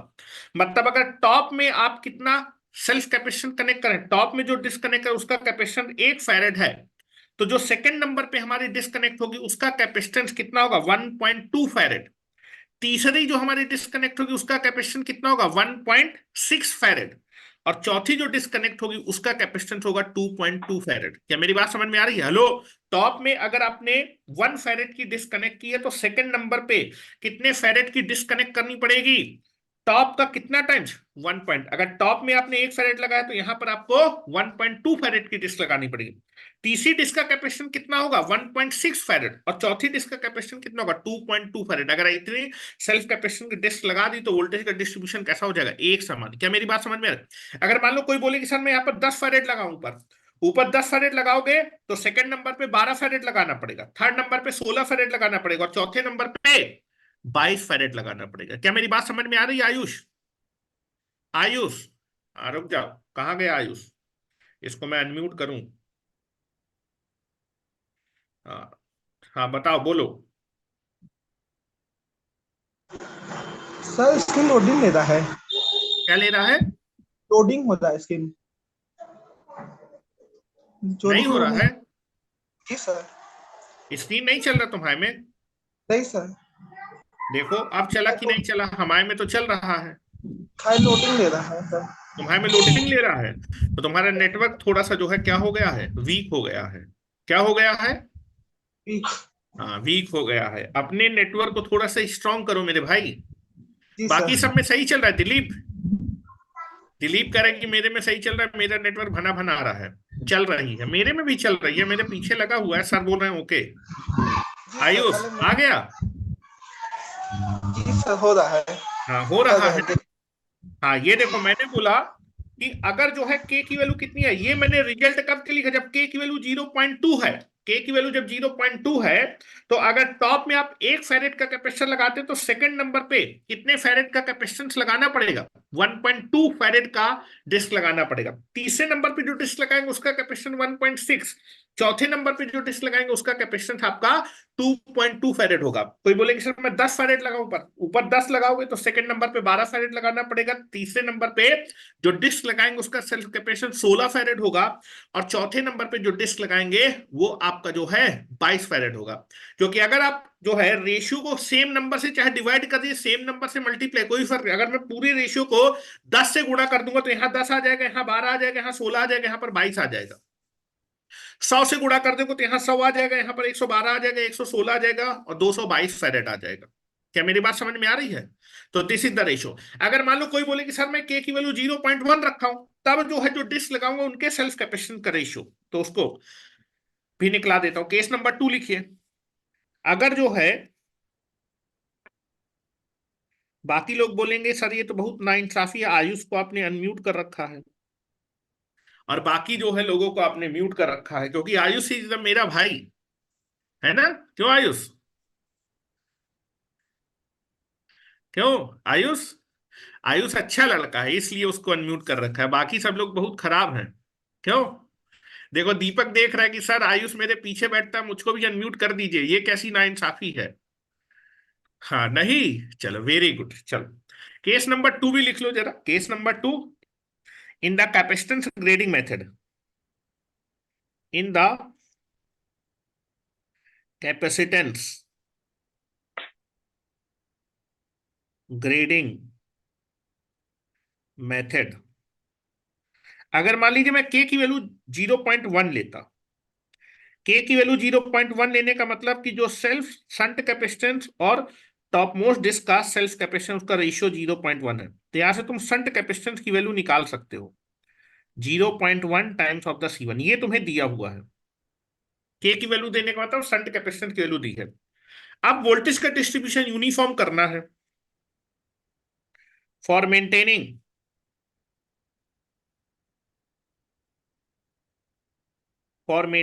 The voltage distribution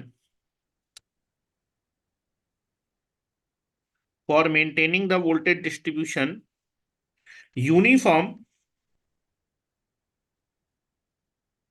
across each disc in the string insulator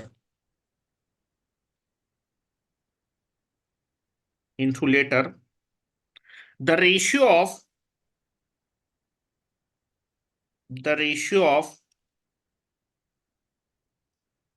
self capacitance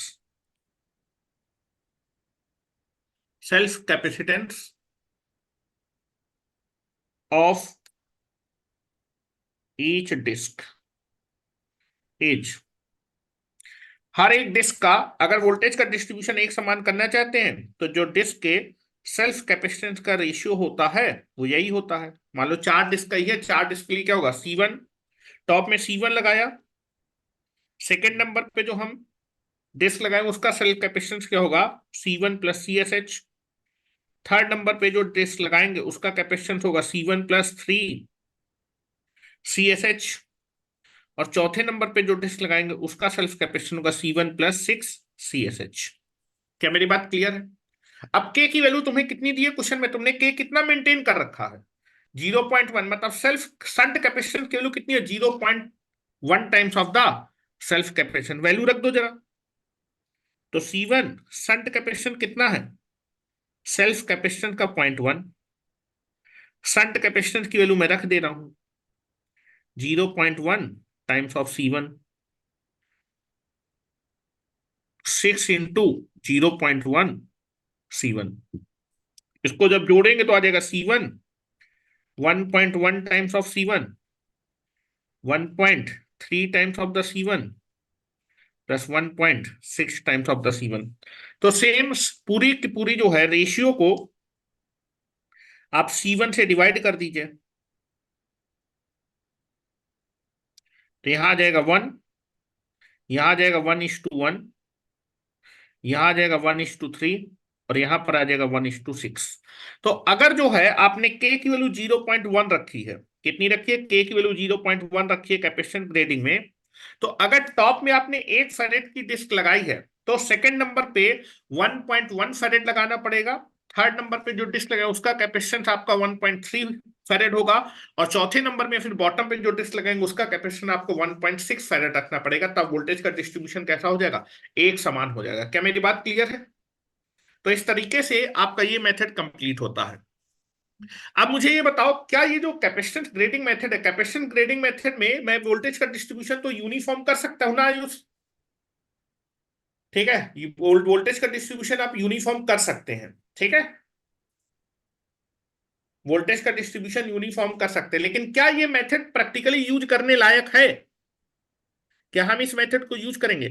इस मेथड में आपको अलग अलग साइज की डिस्क चाहिए, तो आपने मान लो स्ट्रिंग लगा दी, ठीक है, 765 केवी की लाइन जा रही, तो उसमें 42 से 43 डिस्क लगती है, तो आपको 42 से 43 डिस्क आपको अलग से आपको क्या करना पड़ेगा, स्टोर करके रखना पड़ेगा, कि अगर कोई डिस्क खराब होगी तो उसको बदलने के लिए। अब एक डिस्क तो रखते नहीं, हर एक साइज की आपको 10-10 डिस्क रखनी पड़ेगी, तो जो आपका जो है स्पेयर वाला रूम होगा जहां पर आप एक्सेस डिस्क रखेंगे, तो 42 से 43 गुणे 10 कितनी डिस्क आ जाएंगी, 440 डिस्क आपको स्टोर करके रखनी पड़ेंगी, ठीक है, और हर एक डिस्क का कुछ ना कुछ पैसा होगा, तो देर ये करोड़ों या फिर लाखों में पैसा आपको जो है स्टोरेज में लगाना पड़ेगा। लेकिन अगर मैं सेम साइज की डिस्क लगाऊंगा तो केवल 10 डिस्क रखूंगा, केवल 10 डिस्क में कितना पैसा लगेगा, कम, और जो आपको स्फीयर जहां पर रखेंगे वहां पर आपको जो है साइज का रिक्वायरमेंट भी क्या होगा, कम, तो किराया भी कम लगेगा। क्या मेरी बात समझ में आ रही है? तो प्रैक्टिकली इस मेथड से हम लोग वोल्टेज का डिस्ट्रीब्यूशन एक समान कर सकते हैं, लेकिन ये प्रैक्टिकल मेथड नहीं है जिसकी हेल्प से हम लोग हर एक स्ट्रिंग के क्रॉस वोल्टेज के डिस्ट्रीब्यूशन को एक समान करते हैं। बिकॉज इसमें जो है, जो हमें स्फेयर में यूनिट रखनी पड़ेगी, ज्यादा रखनी पड़ेगी, मेरा पैसा जो है ज्यादा लग जाएगा। क्योंकि हो सकता है मान लो मेरी डिस्क आपका सालों तक खराब नहीं, तो सालों तक स्टोर करके रखना पड़ेगा, तो किराया देना पड़ेगा जहां पर रखेंगे। साथ ही साथ मेरा पैसा भी तो फंसा हुआ है डिस्कों का। और अलग अलग साइज की डिस्क को मैन्युफैक्चर करना भी टफ है। अगर मान लीजिए कोई डिस्क आपकी डैमेज हो गई, उस साइज की डिस्क ही नहीं है, तो फिर जो है ऑर्डर करके मंगाना पड़ेगा। क्या मेरी बात क्लियर है? तो इस मेथड से हम लोग जो है स्ट्रिंग के क्रॉस आपके स्ट्रिंग इन्सुलेटर में वोल्टेज का डिस्ट्रीब्यूशन तो एक समान कर सकते हैं, लेकिन ये मेथड प्रैक्टिकल मेथड यूज नहीं है। प्रैक्टिकली हम इस मेथड को यूज नहीं करते वोल्टेज का डिस्ट्रीब्यूशन एक समान करने के लिए। तो नोट करके लिखो जरा, ठीक है? देखो, नोट लगाओ।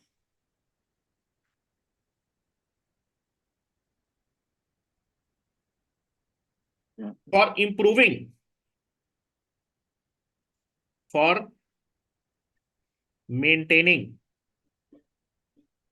for maintaining the uniform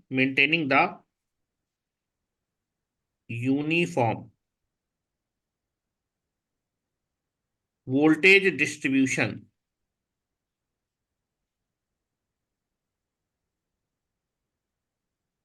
across each disk.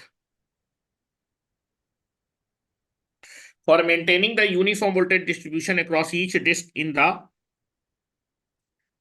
string insulator,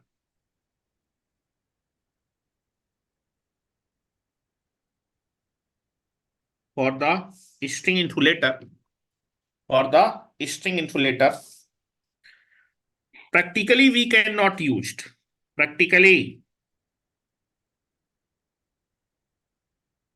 practically we cannot preferred or used capacitance grading method. Capacitance grading method. Voltage के डिस्ट्रीब्यूशन को एक समान करने के लिए प्रैक्टिकली हम लोग कैपेसिटेंस ग्रेडिंग मेथड यूज नहीं करते हैं। क्या मेरी बात क्लियर है? तो कौन सा मेथड यूज करते हैं? गार्ड रिंग यूज करते हैं। तो थर्ड मेथड लिखिए, स्ट्रिंग एफिशिएंसी को 100% या फिर इंप्रूव करने के लिए हम लोग practically guard ring method use करते हैं। तो लिखिए third method, that is a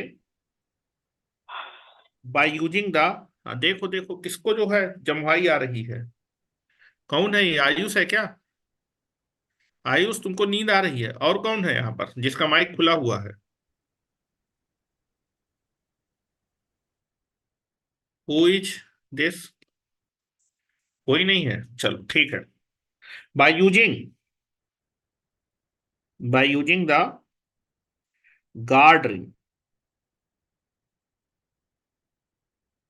guard ring और गार्ड वायर और static shielding method,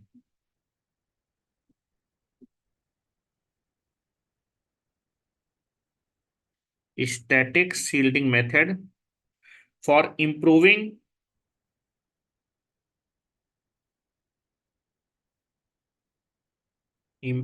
the string efficiency। तो यही मेथड होता है जो प्रैक्टिकली यूज किया जाता है आपके स्ट्रिंग इंसुलेटर में वोल्टेज के डिस्ट्रीब्यूशन को यूनिफॉर्म बनाने के लिए। ठीक है, तो इस मेथड को कल देखेंगे, क्योंकि आधा बता दूंगा तो फिर जो है फिर से मुझे रिपीट करना पड़ेगा। ठीक है, तो इस मेथड को कल देखते हैं, कल इस टॉपिक को फिनिश कर देंगे। ठीक है, खत्म तो आज ही करना था, लेकिन आज मैं थोड़ा सा चला गया था तो थोड़ा सा लेट आया, जिसकी वजह से मैं जो है 1 घंटा बाद क्लास स्टार्ट कर पाया। कल ये मेथड आप कल जो है ये मेथड कंप्लीट हो जाएगा, 1 लेक्चर का मेथड है।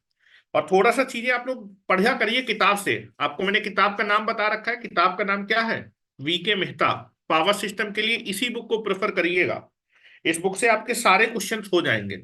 और जितना आपको पढ़ना है उतना ही दिया हुआ है जेई लेवल पे। ठीक है, एई लेवल अब तुम्हें जो है आईएएस के एग्जामिनेशन थोड़ा देने के, तुम्हें उतना टफ पढ़ने की जरूरत है। जितना तुम्हारे में रिक्वायरमेंट है पहले उतना पढ़ लो, जब उतना हो जाए फिर उसके बाद ऊपर की किताबें पढ़ना है। ठीक है, तो आज के लिए इतने ही रखते हैं। Thank you very much. आपकी जो है आईडी को आप मत करिएगा।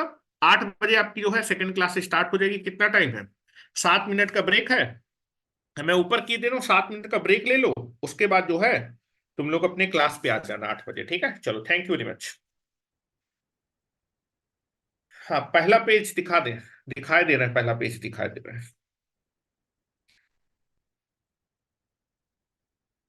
ये है भाई पहला पेज। ये अनुराग कौन है जो है? स्क्रीनशॉट लो जल्दी जल्दी अनुराग। स्क्रीनशॉट ले लो, मैं थोड़ा सा और ऊपर कर दूंगा। हो जाए तो मुझे बता देना। Take the screenshot. अरे वहां से 3 लाइनें कर दो, हो जाएगा स्क्रीनशॉट। इतना टाइम थोड़ा लगता है। हो गया?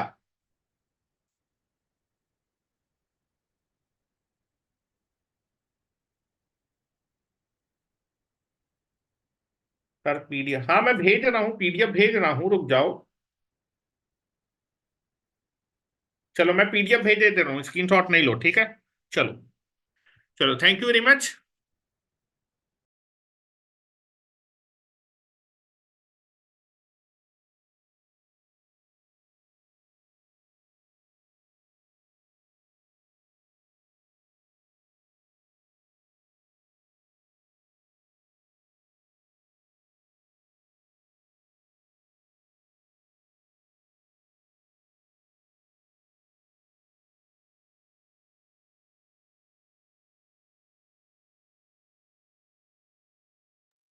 मैं 1 मिनट में अनुराग पीडीएफ भेजे दे रहा हूं आपको। स्क्रीनशॉट लेने की जरूरत नहीं है, ठीक है। बॉटम मोस्ट के पास अब रुक जाओ। स्क्रीन यहां पर मैं मिरर इमेज कर रहा हूं जो है। थोड़ा सा टाइम लगेगा, उसके बाद नीचे कर रहा हूं। मैं अभी शेयर किए दे रहा हूं, कोई दिक्कत नहीं, ठीक है। 1 मिनट रुकिए।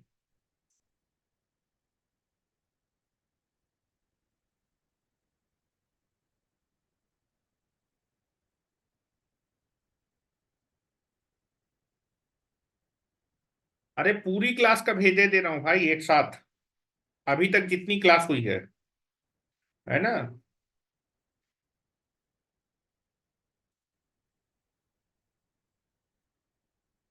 पीडीएफ जब भी आएगा तो जितना पढ़ा चुका हूँ सबका एक साथ पूरा आएगा।